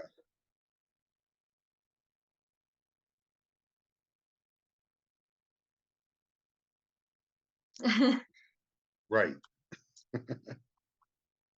But like I've done wire wraps like a Thor's hammer with a gold nugget in it. I sold it, so I don't have it to show, but you know, like this is obviously more girly, but more ornate stuff.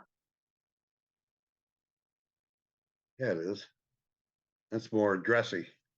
Yeah, so I do all different styles and all different, like some are really intricate and take hours to make, and then some of them are just more simple and just show the stone off more. So like this next one could be for a guy or a girl, and it's kind of got that southwestern kind of look to it, and it's just kind of Oh simple. yeah, really nice. Oh yeah. So I do all So, different styles. did you teach yourself wire wrapping? I had someone that showed me like the very, very basics once. And so I made my first pendant and it was super simple. I actually was digging through my stuff the other day and found my very first pendant I ever made. Ooh, And it's this one. There for you your go. very first one, that's cool. That's my I very like first it. pendant I ever made. And then from there on, I just taught myself, you know, I watched YouTube tutorials and came up with my own designs and just started, just kind of learned as I went. I've never taken any classes. Did you find it very difficult? I mean, it seems really complicated. You know, I mean, it can be, but I probably find it more kind tedious of than like, anything. it's kind of a stress reliever because you just focus on what you're doing. Right. But like, here's another really intricate one that I did. Nice. So these start out, you know, they're all individual wires, and then I just Right. put, I'm gonna wrap them. And Very David cool V. Drill hole, tie string. stuff. Round rock, drill hole, tie string. but I did like this one here is a Celtic knot. Oh, that's cool. So that could be a guy's pendant. Sure.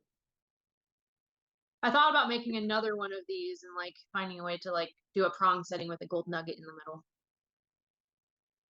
Thought that would be cool. Because that's how I do my Thor's hammer. I don't have one anymore, but I had a Thor's hammer pendant with a gold nugget in the middle of the hammer.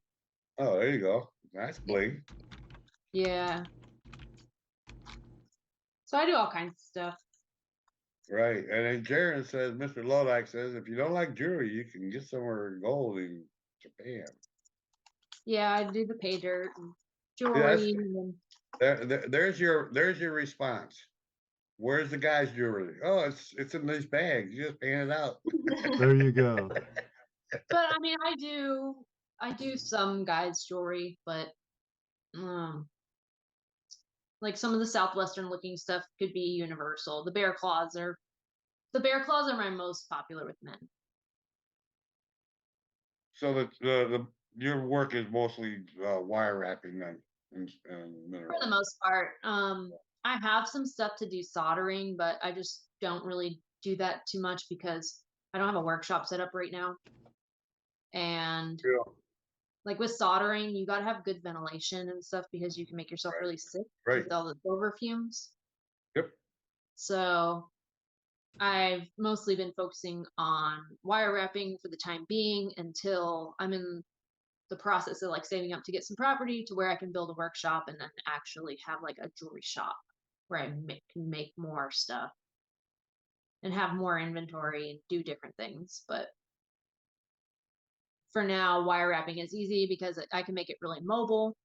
If I work out of town or something, you know, I can make a duffel bag of jewelry stuff and bring it with Right. me and work on it wherever I am. So that's one thing I like about wire wrapping is I don't need extensive tools and torches and all this different stuff. Remember I was telling earlier how Mr. Lodak's like the great moderator. He's so Yeah. good he deletes his own stuff before he puts it out. Jason AU Colorado has a question. Kayla, was it worth the leap into television? I'd say so. It definitely got more exposure, like for my gold nugget jewelry and stuff like that. So it's Right. definitely giving me a lot more exposure for that because I already had a pretty decent following beforehand and I already had customers and clientele beforehand, but Right. it just introduced me to a lot more new people. So in that aspect, it really helped. One thing that's hard about TV is people thinking they know everything about you because what they see on TV, which isn't always Yeah. how it's, how Right. something's portrayed is not always how the whole scenario happened, which makes it a little weird when people think they know everything about you and they really know nothing about you. And I think that's like That's one of the weirdest things about TV. but that happens anytime you put yourself out there Oh yeah, people on just get TV, these on YouTube, perceptions. Yeah, I mean, you go on YouTube, you expect to have people come up to you and they know who you are, they know all about you, yeah. and yeah, yeah, And then I think the hardest thing too, getting used to, like, I'm used to mining, so the mining part's not hard to me. I mean, physically, right, it's hard on your body. It's hard. It's a hard job, but sure, like, it's not hard for me. But I think the hardest part was like when you have a film crew following you around, you're making a show. You definitely don't get as much done in a day as you would normally. So like, it cracks me up when people are like, I just don't understand why you're not dredging for 12 hours a day. And I'm like, well, you just don't understand that I technically have like 3 jobs up here. Right? well, even, Because like it's you know, not just mining, like I have to cooperate with the camera people and the sound people and like I have to tell them what my plan is for the day so they can stage people where they need to be and like right, I well, have to even, slow down even, processes because, when you're normally working and you're dredging, you're not sitting there saying, okay, now I'm doing this and now I'm doing that. And like when you're on TV and on film, you have to do everything in an explanatory way and explain every single thing you're doing because the viewer might see what you're doing, but they don't understand what you're doing. Whereas you understand what you're doing. right, right, And then they might not get a clear audio on something and make you do it over again. So yes, like people just don't understand. It's not just show up to work in mine and oh the camera's just there. That's not necessarily the case. it would be There's a nice. lot. It would be It'd be nice. nice if it was. The case. I mean, even guys, even people that do YouTubes, like small time YouTubers doing prospecting. You watch their videos and oh, that's really really cool, But what people don't realize, except for the people that do it, but a lot of people don't realize is the time that it takes to set everything up for you to do that 2 or 3 minutes of showing you digging and shoveling, and now you Yeah. gotta stop and change camera angles, move the camera somewhere else to go show where you're digging from, then move it Yeah. again to show what you're doing, then move Or it like again. when I'm down in the dredge hole diving and every 2 hours I gotta pop up for them to change my GoPro batteries. Yeah, right. Yeah, absolutely. So it's Either like there's a lot to it that people just don't understand. It's like, right. I But try to aim people I try to aim for 5 to 6 hour dives, which is a good dive. right.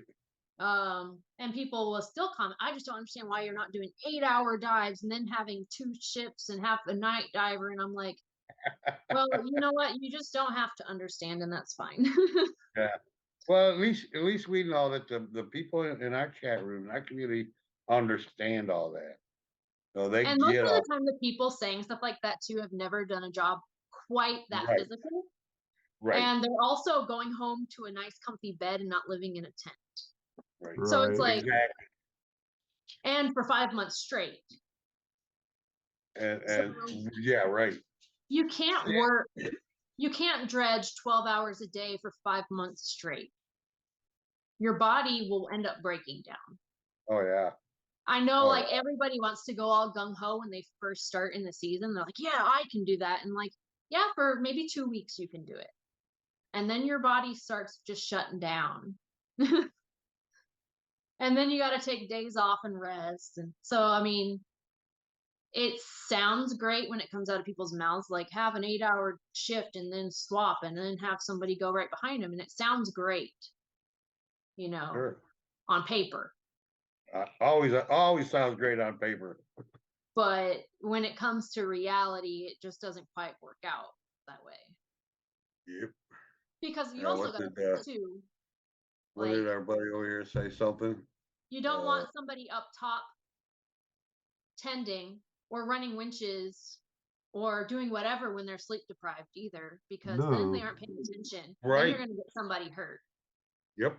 No, that's yeah, safety's always got to be number one. I mean, no matter Yeah, what. especially when you're out, like where we were, you couldn't just drive there. We had to have, if somebody was going to rescue us, it was a helicopter coming all the way from Juneau.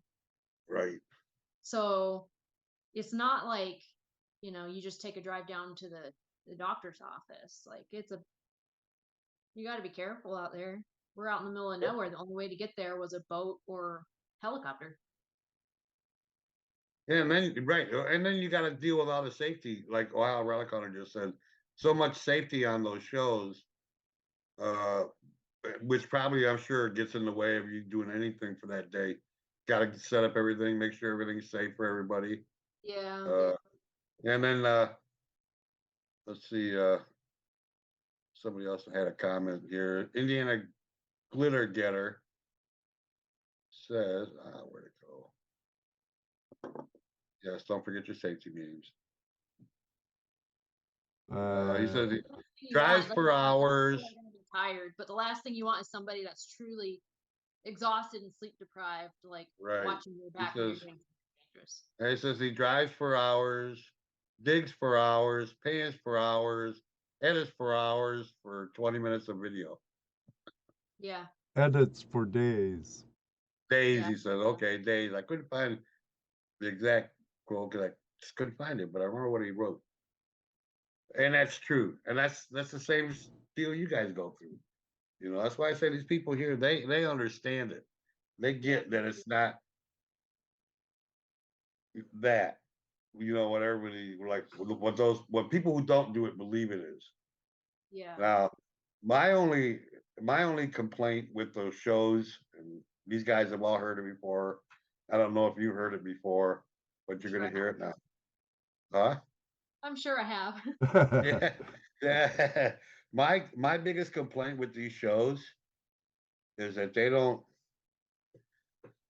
they only portray the tearing up and the digging and the destroying, or what is perceived to be destroyed, but they don't show enough of the reclamation that gets done when you're done. With dredging, that's not really a thing because Well, the river's right, as far as dredging, but your camp area, all that other stuff, the area that you're working around, I mean, because you do go through it, you know, so, and the only thing that bothers me about that is it leaves the miners in a bad light, because people that don't know, I can see these that same with people, the bigger, I can see that being a thing with the bigger operations, but like what we do with dredging, every year and every winter you get ice dams that burst and it floods and well, Right. no, the hey, river trust resets me, every year. It reclaims itself every year. yes, So with and dredging, you're not really destroying anything. well, no, I understand that part, dredging, we all get that part. I'm talking more about like when you leave camp, when when you leave the area, you know, they don't Well, show that you I'm got. sure they button down camp. The only thing we did was chainsaw some alder brush and like doze a flat spot, but within 2 years you have saplings growing right back on it. Oh, trust So we me, I didn't know. really tear anything up. We just made a flat spot and we built little platforms to put tents on. So like Right. we're not really tearing anything up. I mean, within 2 years we already got saplings growing right back on that. I'm just cleared saying that's area. one of the things that I don't like about those shows is they don't show any of that. They leave the miners in a bad light, and that really sucks. Well, because there's yeah, nothing especially really, like what we do, there's not really anything to reclaim though. right. I know, I understand that. I can understand like with the main Gold Rush show. Right. like maybe they should do a special on like Reclamation with the Well, big. they did operations. once. They did once. Dave, I I feel, think. but did I it. feel like maybe that should be a part of every season I do because if too. you're just doing it once, like you only captured so many viewers on that one time. Maybe it needs to be like an end of season thing on every season. I think so. At least show it. At least explain Yeah. what No, happens I agree with afterward. that. You know, because it does leave us. It does leave the mining industry in a bad light. It's, you know, and they've always had a bad reputation, even Yeah. though life couldn't exist without us. Us Yeah, and farmers. all those people complaining about it online are on their cell phones, which are made with all materials that are mined. Right, right. No, I get what you're saying, and I definitely think it pertains more to like the bigger operations on the other shows. But, like, JP Lons and more says the Dirt is doing a segment on that. Oh, cool. Okay. That's from Gold Rush, the Dirt, right? Nice, nice. Cool. Well, I know Dave Turin's Lost Mines did it before too, as we've said in the past. I think it's just something people forget about. Like if it's only shown once or twice, it's not right there in the forefront of every season. So like maybe if they just did a little clip on it at the very end of every season, Yeah, just show the people because maybe a refresher. it will relieve the price. It will at least show that, you know, we're not totally Neanderthals, although they Yeah. were pretty smart from what I've heard. New discoveries, they find out that Neanderthals weren't dummies. They were Right. they were intelligent. They Um, had societies. Mr. Lodak has a good point, but I agree with Carlos. Just from my claims in Washington, Mr. Lodak. Now, Kayla probably would agree too. Carlos said he would be surprised if any of the planks you placed last season are intact this coming season. What is is that your feeling too? If so, is that a little demoralizing or just part of the job? Just part of the job. I mean, it's just part of the job because I mean, I live in Alaska during the winter, so I know how things act. You get all that snow load, and then you get all the ice coverage on the creeks. And then if you get a short warm spell, you know, you might have ice that starts melting and breaking off, and then it hits a pinch point or something and it dams up. So it dams up the river. So you get all this water pressure building up behind this ice dam. And And it eventually it's going to breaks. enough pressure where it breaks and floods the whole area out, and you get like a flash flood in the creek, and it happens several times throughout the winter And you and have spring, landslides and and it tree resets everything. jams and So I mean, you can't expect anything to be how it was when you left it at the end of the season when you come No, back. and trust me, I get that, and I understand it, and I'm wholehearted about it. My problem is the show could do something to mitigate the fact that they leave the miners in a bad light. I don't Maybe think just it's do a little really for whitewater that gives. Uh, I It's have not to agree necessarily with us that her. gets a bad as much as the regular Gold Rush show. No, I I agree. I'm agree just saying that about the 100%. gold shows in general. The Yeah. gold shows in No, general. yeah, no, I agree.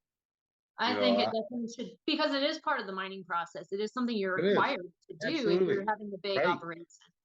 And that's what people don't understand. Because even you have to do that, right? You have to have those permits and have insurance for reclamation. Not for dredging. Not for dredging? Small-scale dredging, no. Oh, okay. All right. But when you're like land mining and you're doing a pit and you're running excavators and wash plants and stuff, you have to have like a bond, Yeah.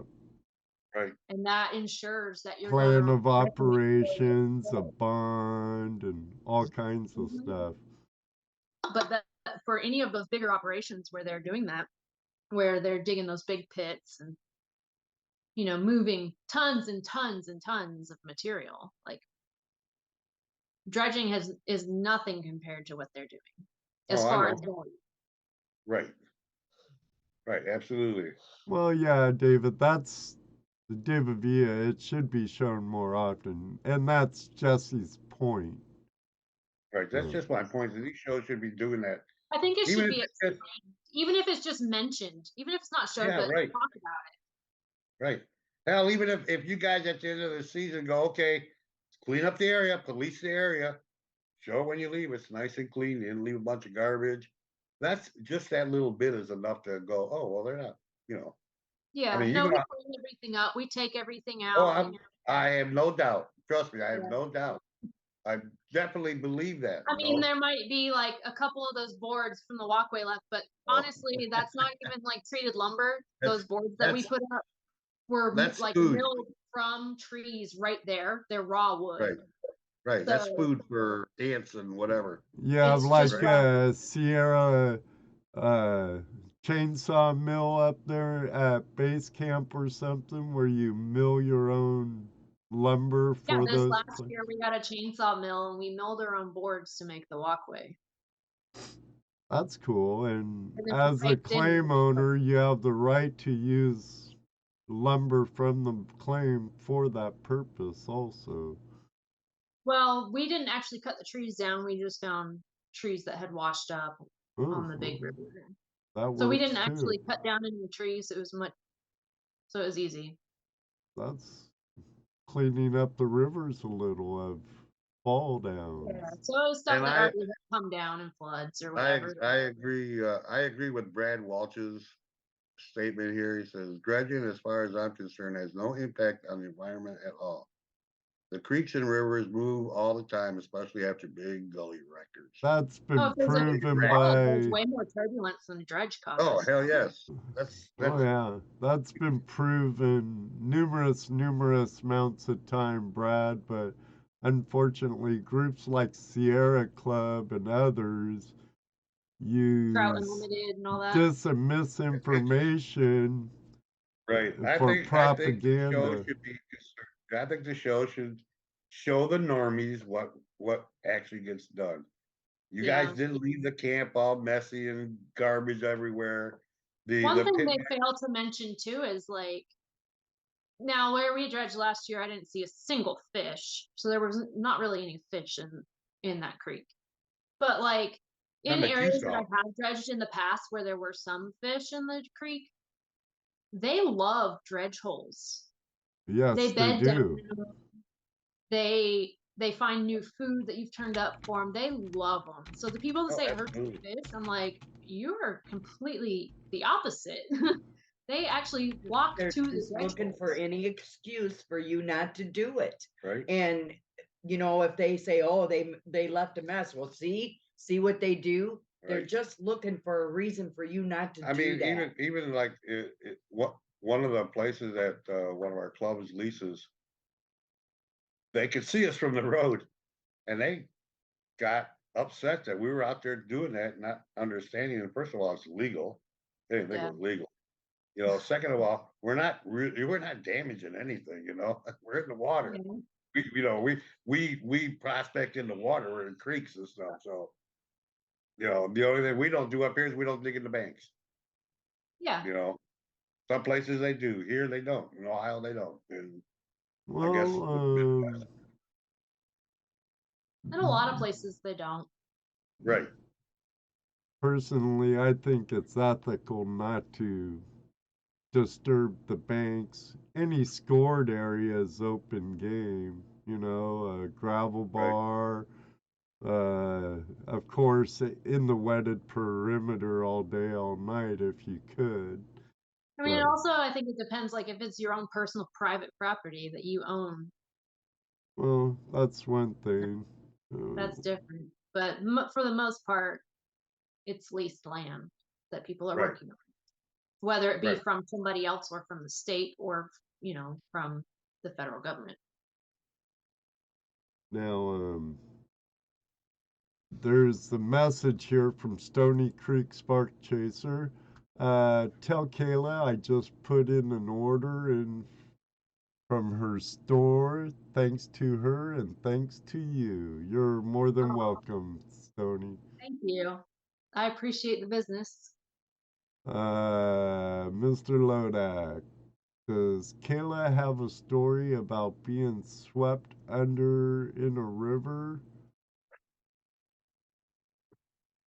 Oh man, Uh-oh. I do have a story. Uh-oh. Let's hear It probably beats the mountain lion story by far. I was out sniping, and it was still kind of winter. I think it was like February or early March or something. So it was a while back. Out sniping with my boyfriend, and there were huge ice banks on the sides of the river, like 10 to 12 feet ice banks on the sides of the river still. But the main channel was for the most part open, you know. And we were kept crossing back and forth across the current. And I was fine all day long. And then we went to cross this one place, and he crossed first. And as soon as he crossed, he started climbing up the ice bank and, you know, making footholds and stuff, and started getting up the ice bank. And he was halfway up, and I followed behind him trying to cross. And the current kind of caught me a little bit. I was able to grab onto a rock, it. but the current was really fast right there. And right behind me, the ice kind of pinched, and there was a very little channel that was open, and everything else was ice. And I'm like trying to hold on, trying to get my footing, and the current was really strong, and it was really slick right there. Like I just could not get my footing. And I'm trying to get my footing, I'm trying to hold on to this, and I have a full face snorkel mask on. And my head is underwater, but like I had my face angled to where my snorkel is still sticking up, and I'm holding onto this rock, and I'm like trying to slap the ice, I'm trying to slap the water, I'm trying to yell, but he has a full face snorkel mask with a hood on too, so he could barely hear me. Yep. And I finally get his attention, and he turns around and goes to reach, and was about to reach for my arm to like try to help me up. And as soon as he almost gets my hand, I lost grip on the rock, and I got pushed under the ice. And it was pretty creepy, because there was like a gap like this, like the water and then the ice started, like there wasn't room under there. And I have a snorkel on, I swallowed so much water, and it was just so weird. It felt like it was going in slow motion, like I'm under ice, all I can see is water and ice, and that's all I could see. And I'm just thinking, like, please tell me that the bedrock doesn't jut up, or there's a tree under here or something that pins me. Yeah. While And it's like 10 Metallica foot trapped thick, so under it's not like ice he is can like blaring break in your through head. to get me or anything. So he goes running. You know, I don't see this happening, but I saw it once. I popped out the other side finally, and I'm like kind of freaked out, but like not fully freaked out yet. Like it hadn't Yet. really well, it hadn't set in yet. Like I still had adrenaline going. And so I'm like I'm freaked out, but I wasn't like full bore freaked out yet. And it pops me out finally, and he comes running around and runs in the water to come grab me and help me out of the water. And we go up and sit up on that bank in the sun for a while and have a beer, because like I just needed a beer. And the worst part of it was we were in a canyon, so it's not like we could just be like, okay, let's just leave. We still had Right. to float down the rest of the river to find an exit point. Wow. So we still had like 2 hours of crossings and climbing up ice banks and stuff.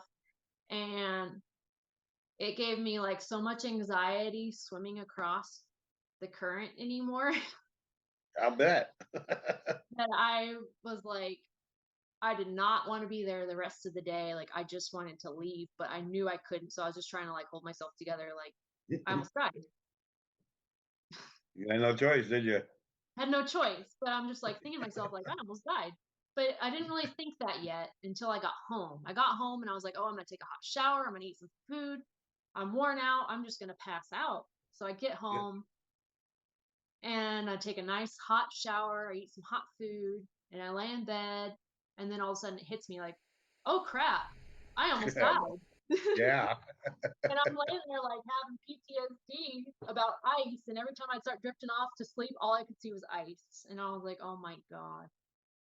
So I knew if I didn't go back and get back in the water, I would never do it again. Right. Yeah. So I Like told you them, gotta, so we have to go back in a couple days. And so we went back sniping, same area, like not the same exact spot, but same area. We went back sniping and I got back in the water and I was kind of creeped out by crossings, but I would still do it. But I was like, I'm not going to get over it if I don't just jump back on the horse. If I yep, just gotta get back on that don't horse. go back now, I'm going to be scared of it. And I was like, I Right. can't be scared of water when my profession is diving in the water. Yeah. Yes, yeah. So I was like, I just Yeah. have to go right back to it. But yeah, being swept under ice is probably the scariest thing that's ever happened. Yeah, because you know, even if you come up, you're gonna hit a ceiling. Yeah. You're under the And ice. that's all You're not- every time I would start drifting off to sleep that night, I would just wake up like panicked, like because I would just see ice. And I was like, oh my I gosh. have a song running through my head right now by Metallica. Trapped under ice. Exactly. So, our friend from Tasmania, Tazzy T, goes, "You got some big balls, Kayla." Yeah. So yeah, but I knew, I was like, if I don't go back within the next couple days, like it's gonna be too late and that fear's gonna set in. So we went back a couple days later and got right back in the water, and I'm definitely more aware of it now. Face your fears, right? Yeah. So now we made a rule, when we cross, one person crosses and then turns around to keep an eye on the second person, stuff like that. That's a good rule. That's a good rule. Just to make sure. And now I cross so far upstream from where I want to end up now, just in case that current pushes me. Because after that, I was like, I don't care if it seems ridiculous, but I'm going farther upstream than where I need to end up at, because that current ends up pushing me. I don't want to be too close to something I don't want to get pushed into. Alaskan Gold Hunter says, I have a song Kayla would know. A song in my head. You know who that is? A song? Alaskan Gold Hunter? Is it I Can Only Count to 4? He did bring that up earlier, I think. Yeah, we can only count to 4. We can only count to 4. Is that it? Is that the song? That's, he says it. Oh, he's on your crew. Yeah, I know. That's Justin. Oh, I didn't know who that was. Who is it? Is that the song he was talking about? Yeah, yeah. Oh, that's funny. Oh.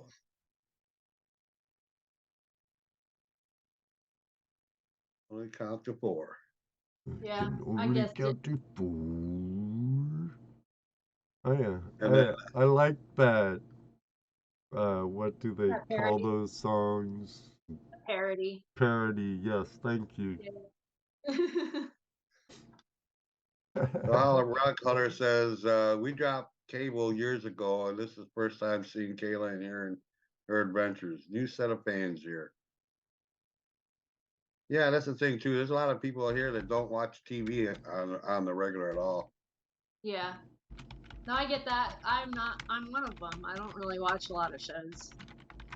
I haven't watched TV in so long. I fall into YouTube rabbit holes. Yeah. I hadn't honestly seen, like, I had seen some of the episodes of the show that I was on, but I hadn't like watched all of them before I was on the show. So Muckracker. I think the difference is like a lot of people that like, and I'm not meaning this in a derogatory or mean way or talk down in any way, but the people that like saw the shows and that's what got them into prospecting, I think tend to be the people that are more like hardcore into them versus the people that were like already prospecting before the shows existed. Right. Yeah. And I don't mean that like in a one is better than the other type of way. Right. But I feel like there's definitely a trend Like a lot of people that I talked to that were already into mining well before the shows aren't as like diehard about the shows. Right. See, Right. I'm kind of like that, but not because of because I was a miner beforehand. Because I started mining, what, 10 years ago, 12 years ago, something like that.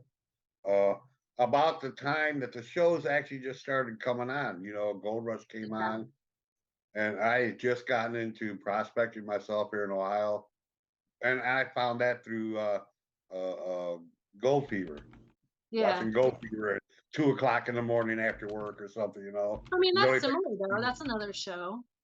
Yeah, but I liked that show, right? It was a good show. Yeah. Then I got into it myself, and then the Gold shows were coming out, and we watched those for a while. But then GPS and us started interviewing you guys. So then, the bubble was bursted.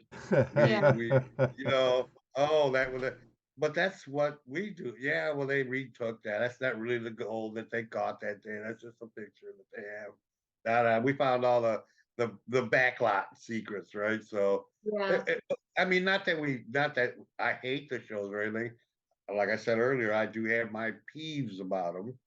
You Yeah. know, I got enough drama here at home. I don't need to watch it on TV. Yeah. But Well, so it's even a little more annoying when you're actually on it, because then not only do you already I have those imagine. other like discrepancies and annoyances with the show, but then you see something that you say in a context where you didn't say it. Right. Well, Makes and it that was the so thing because weird. the first people we were interviewing were people like Ryan, you know, uh, Sleuth, Sleuth Goose. These guys from some of these shows like Devil's Canyon and that, and then we started learning about the process and going, well, that kind of sucks, you know. I mean, all the work we do is real. That's Oh, definitely not oh, edited, yes, but trust me, and they don't show enough of it, and I understand why sometimes they don't. sometimes the way it's edited is a little out of order or things are out of Right, context. right, So it gets a little confusing sometimes, I think. yes, and But and you know like what? The people, I'm friends with a lot of the film crew and the people that do the editing, and they're trying, but you got to understand too, the people that are filming and that are editing, they're not minors. So right. they try Oh no, I know that. to portray it in a way that, makes sense. But sometimes if you don't have a history or a background in a certain topic, it's really hard to portray it correctly. Right.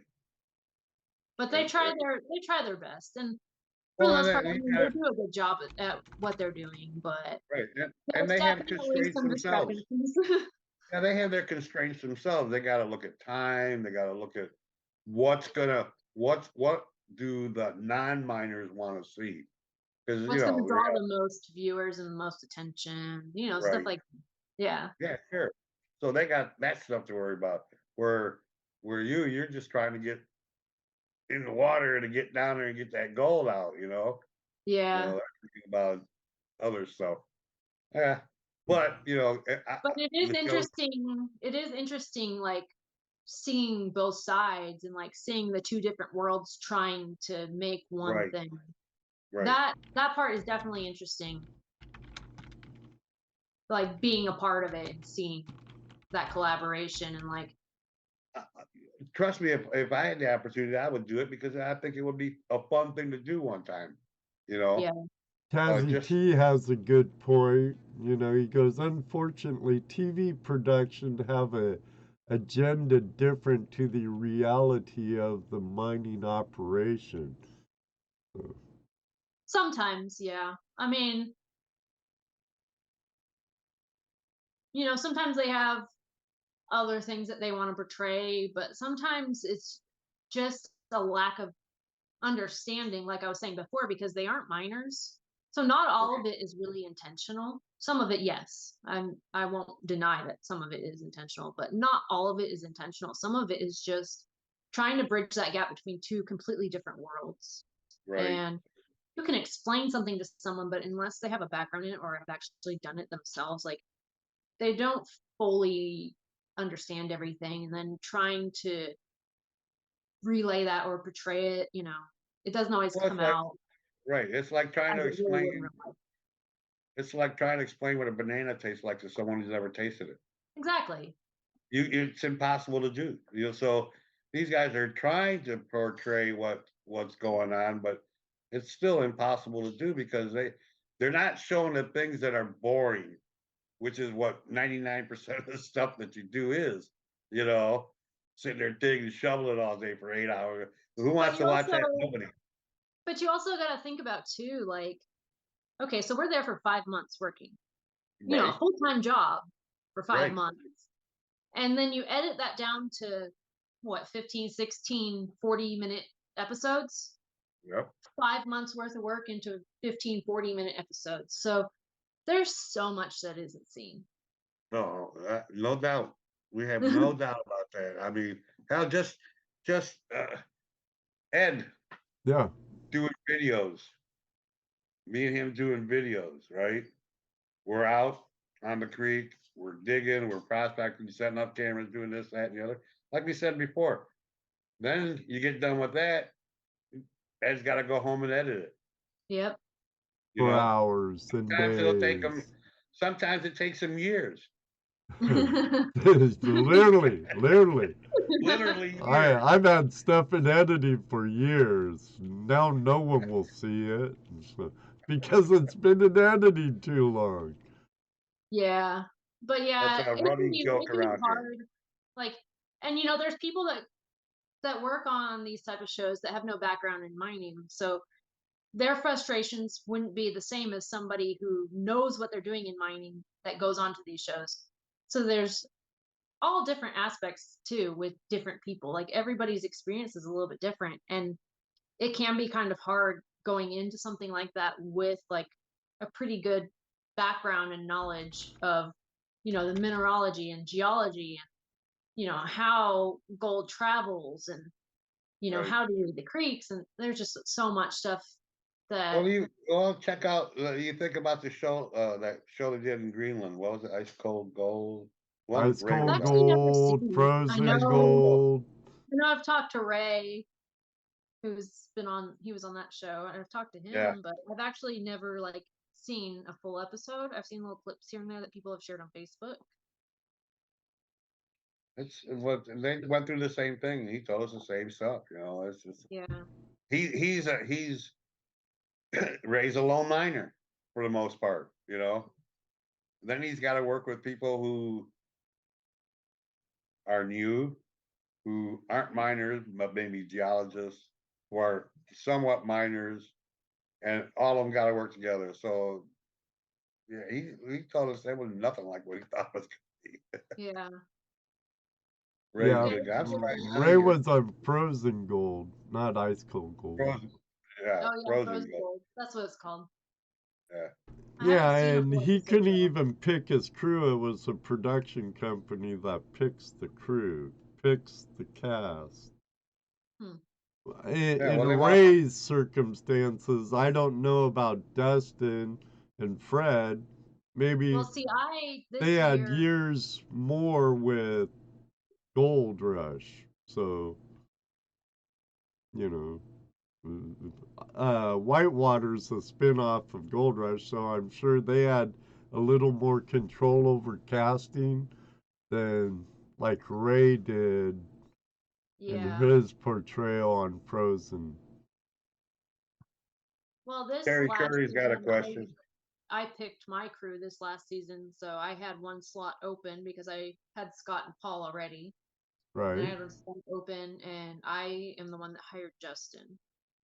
Oh, well, that's cool. Now, Obviously, he had to be approved by the network, but I'm the one that did the interviews and hired.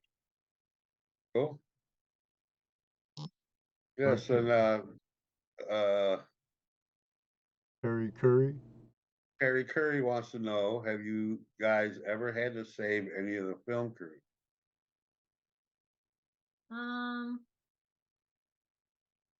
Or do you just let them go? I don't know that I've we've ever revived that like really saved any, at least not that I've seen. Had to save equipment. Equipment. Cameras. You know, stuff like that, but I don't know. I haven't really had to like save anyone.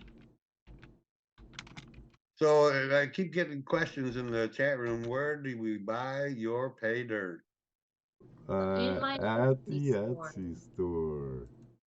So That's it. Links down in the description or right here in the chat. No need to yeah, and scroll up. if people visit my Instagram page or my Facebook, the link to my Etsy shop is always listed on my profile as well. There you go. Well, Ed, we're like way over time. Well, it's been a good show. I've been enjoying listening to it. Oh, absolutely. We gotta Like go on. looking at her jewelry. I have some stuff in my shopping cart. I just Oh, really? I need to sneak it past my accountant. You should have a few orders when you get off tonight. Oh, I'm sure People you always do. order So pay I dirt have and an jewelry. app. Yeah, I have an app, like an Etsy seller app, and it just does like a little symbol on the top of my phone, and it says cha-ching every time I sell something. So I've seen a few of those during the Well, show. Right. very good. Briar Wilder's joining us. How are you doing, our Yeah. friend? Gorilla pants Gold on, Brian. Hunters. Hello. But yeah, but yeah, the show is. I mean, it was fun. Oops, So fun that I knocked my phone over. knocked your phone over. It was fun, but you know, I've been doing mining, like I said, for a long, long time before that. I started gold prospecting 17 years ago. So Go. Okay, JP, I'll go to bed. You guys can stay up all night and talk. Wake me up so I Man. can turn off end the streams eventually when she gets tired. Yeah. And she Kayla's only 4 hours behind us. oh yeah, it's pretty early here. I don't know what time Yeah, it it is. is, isn't it? Like 4 hours. Almost Oh, 10:30. 6:30. So it's 6:30 here then. Yeah. Dang. Well, time Yes, I has agree. flown by, you know. Right. Yeah, it didn't seem like it was 2.5 hours. So Mr. Lodax says there's an after party, probably over GPS. Right? Well, somebody has to send me the link because I can't log into my account on there for some reason. JP It's or Jared, Gold Prospectors Space. take care of that. He's the moderator over there too. I don't know what's going on. I don't know if I'm putting that. I don't know. I can't get logged in, so I haven't been able to join any of the Zoom chats because I can't log in, and somebody has to like message me a link for me to join. Mr. Huh. Lodak. Take care of that, buddy. Take care of that. Maybe I just need to make a new account. Oh, those are cool, Stony. He just bought one of those nugget gold panty things. Oh, nice. I actually have a bag of pay dirt in my shopping cart and a pick and shovel. Oh, cool. Yeah, those are pretty popular. Those, and then I have these little heart pendants that I do. I They're saw really the simple. heart ones. You know, I saw them first on your Facebook. Yeah. And I might need to get one of those for my better half. Yeah, those, and then, but the number one selling thing on there is definitely the tree pendants. Like, I'm sure. that's definitely the thing I sell the most of. Those That's are, like my signature pendant. those are pretty. Tree of Life with the nugget Yeah. in the trunk. And the ones that are listed, they're made with unless it's described otherwise, I might have one that isn't, but all the ones I think on Etsy right now are actually made with gold from McKinley Creek that my crew dredged up at that house rock site on season 5. Oh, nice.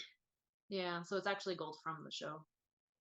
Gold from the show. But like my pay dirt and then some of my other jewelry I've been posting lately. some other things, I make stuff with gold that I personally find on my own too. Because like I said, I don't only mine, during the show season. Right. I usually start well ahead of that, do my own dredging, and then come home and get in a mad dash to get my dredge in the water here before it freezes, and do what I can before I can't. So are you dredging now? Not right now. Probably gonna be doing some sniping here pretty soon. Waiting for a little bit more ice to break up. I don't want my equipment sitting in the river when an ice dam breaks. Yeah, that wouldn't be good. Understandable. Especially not my main dredge I use. I run a 6-inch pro line, and that's my baby. Your baby. Yeah, All right. Nice, nice. but I have 3 dredges, but that's the one that I use the most right now. What are your dredges?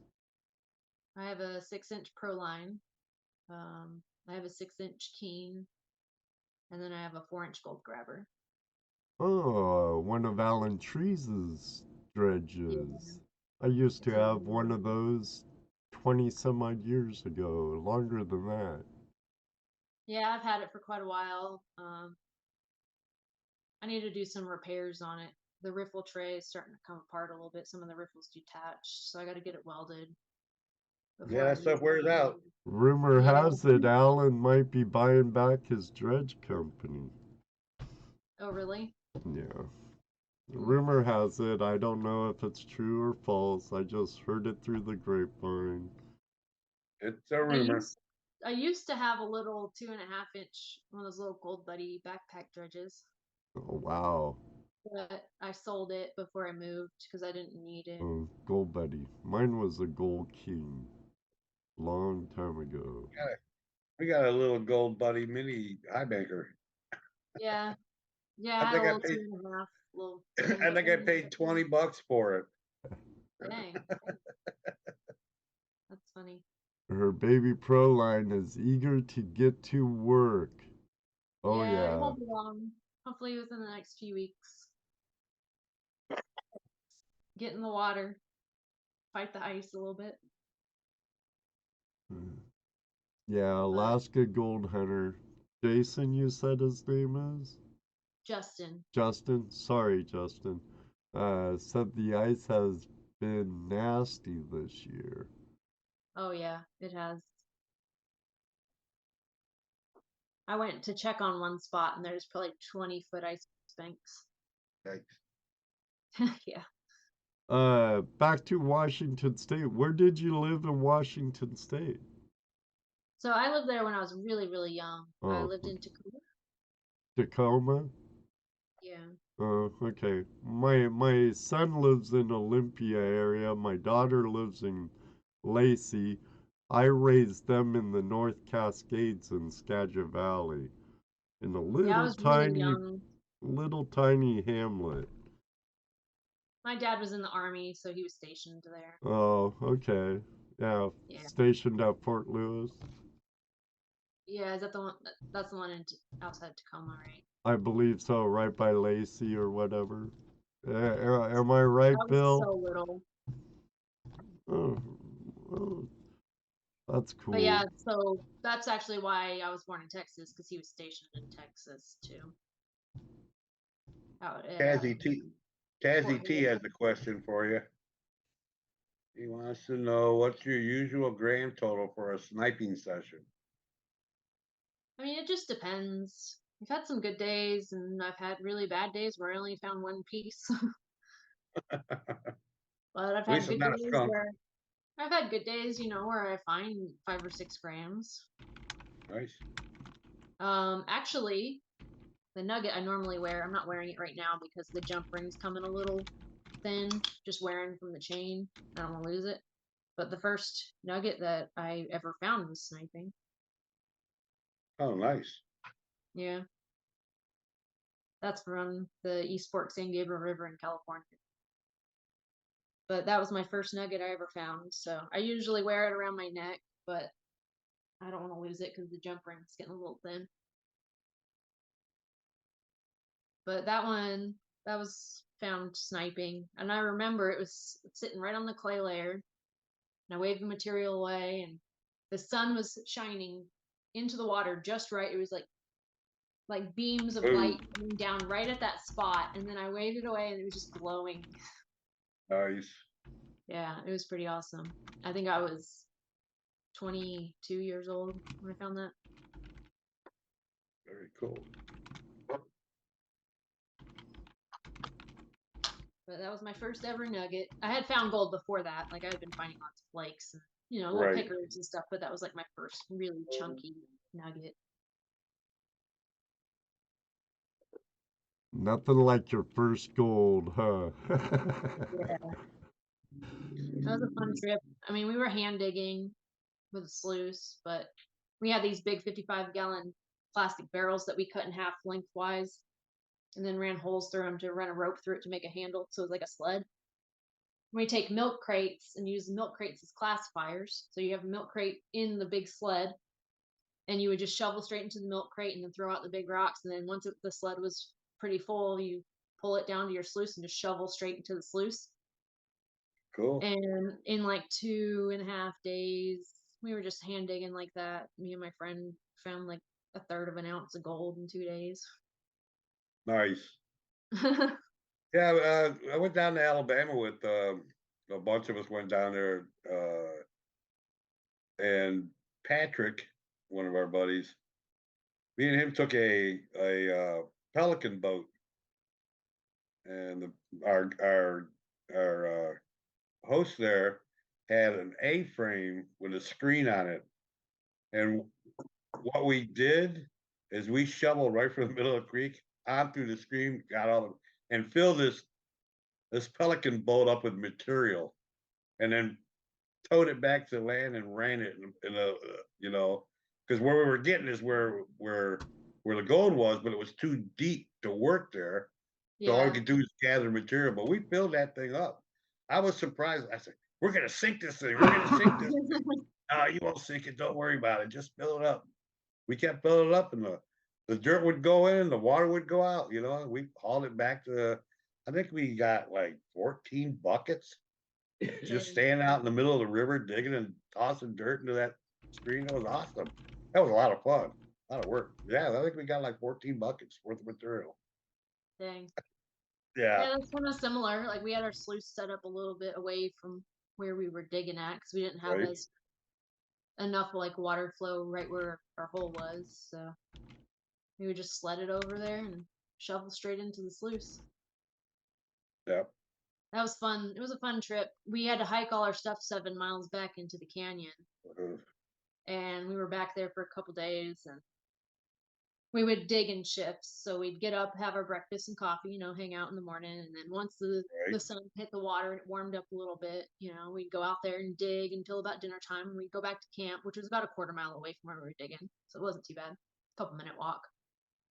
Go back to camp, we'd have dinner, wind down a little bit, and then we put our headlamps on and hike out there in the dark and do a night shift, and we dig till like 1 or 2 in the morning. And then we'd hike back to our camp and then sleep and start over and do it again the next day. And I remember one night after the night shift, we were hiking back to our camp, and there was a rattlesnake in the trail, like right by our camp. Right. And my friend, he didn't want the snake near our camp, and he was like, shoot it, shoot it. And I looked at him, I said, there are cats here. I'm not wasting a bullet on a snake. That's said, gonna "Well, run I don't away want from it you in my anyways. He said, well, I don't want it in our camp. And I said, okay, fine. So I grabbed a stick and I pinned the snake's head down, and I walk up my knife and chop its head off. And he said, what are you gonna do with it? I said, we're eating it. And he's like, what? I said, yeah, we're gonna eat it. What kind I of said, snake? I don't kill animals unless I eat them. What kind of snake? I think it was like a Western Diamond. It was a long time ago. This was back in 2011, I think. Rattlesnake's I brought the good. snake back. I took it down, you know, to the water, and I cleaned it and chopped it up in little pieces. And the next morning, I made us rattlesnake, bean, egg, and cheese breakfast burritos. Nice, Right. nice. I like your attitude about eating what you kill. Well, I don't want to kill an animal for no reason, and if Right. like he wanted it dead. So if I hadn't killed it, he probably would have found a way to kill it. And I don't want to kill it for no reason. So I was like, well, if I kill it, we're going to eat it. And if you don't eat it, well, you're lost. I'm still eating it. Right. He ended up eating it though. But he looked at me, he said, you're crazy. He's like, Tazzy T. but in a good way. He was like, if shit ever hit the fan, I would want you there. Tazzy T has a question before we call it a night. Just for you, Tazzy. It's been a long time, buddy. We average Okay. 5 to 10 grams a sniping session Did we lose over. that again? Lose him? It went kind of black. No, No. I'm here. I'm here. I see you. They see you. They see me. Do you see me? I see me. Oh, yeah, we went black again. Damn it.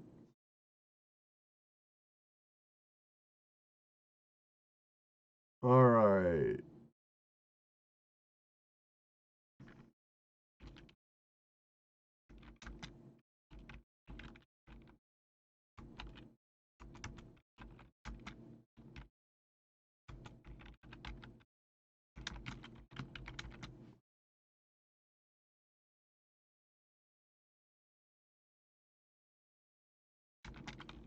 It's been fun. Recording in I progress. hope you enjoyed yourself. No, it's been fun.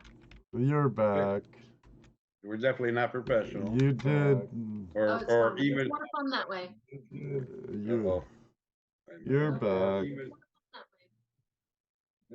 It's me. I got it. You're I back checked to see again. Sorry. Yeah. And it messed up my set again in my doggone OBS. Oh no. Nothing that can't be fixed too quick, I don't think. Like I said, I hope you had fun tonight.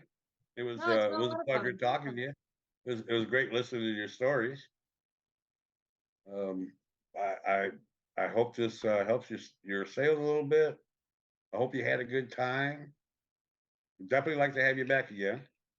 Yeah, because I Well, have a lot more stories. And I'll bet you do. I'd love to hear them. Let me get this off for Tassie, though, because they do really good in Tasmania sniping, and they go through a lot of work to get where they're going. He says, we average 5 to 10 grams for a sniping session over 2-3 hours. What's Kayla's usual haul for sniping?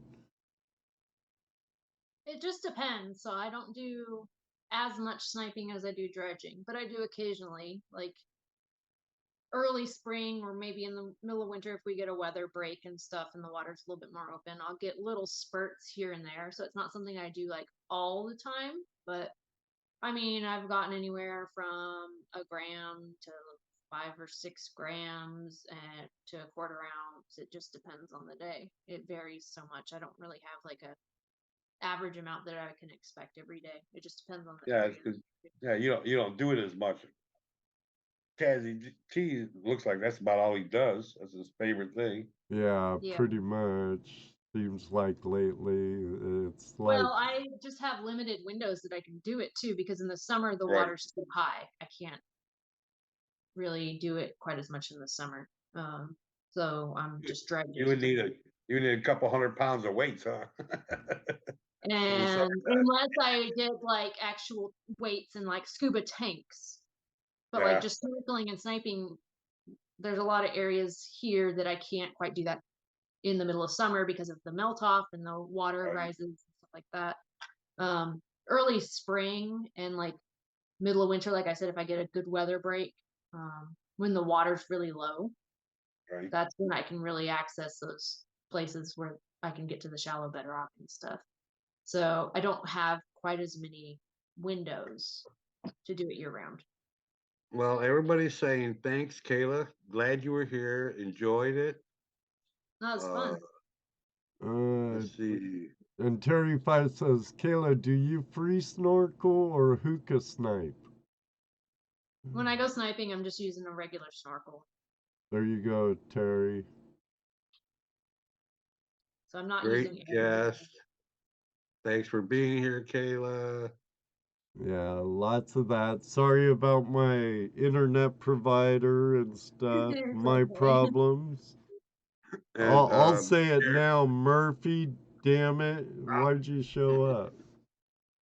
Jared said he's gonna send you a link for the after party. Okay. Kayla. All right.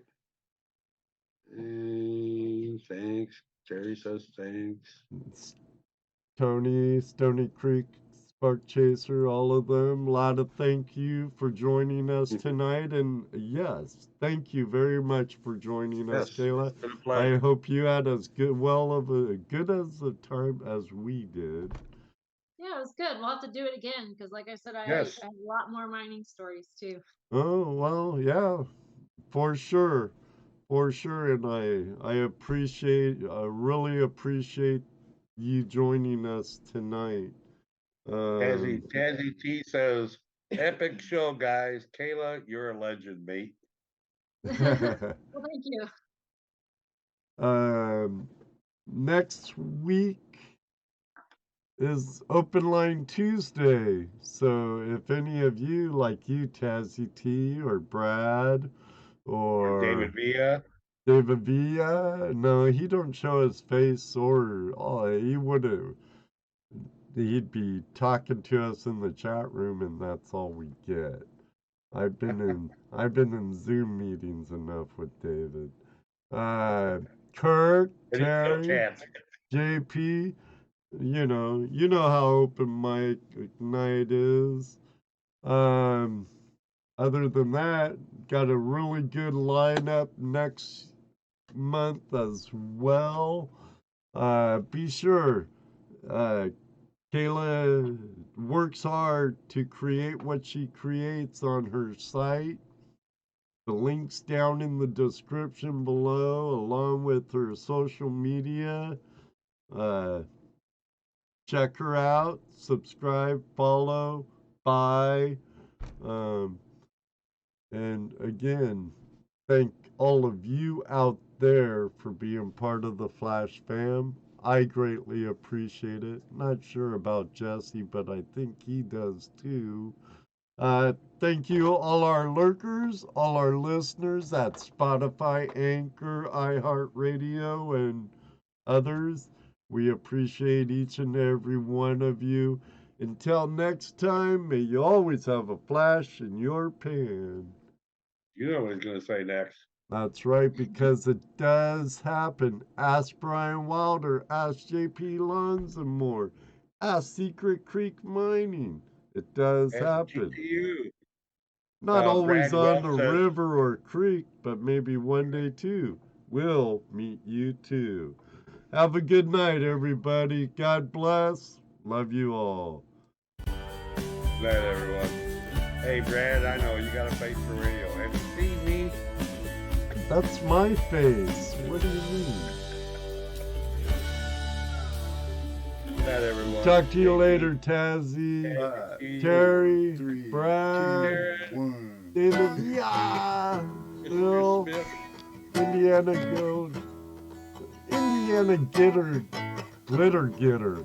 Oh, Keep prospecting. Good night, Terry. no shame. Terry. That's right, Terry Curry. Thanks, Good night, Bill. JP. Gorilla Gold Hunter. Good night. Hi, lurkers. Good night. Have a safe night. Oh, yes, and prayers go out to Fred.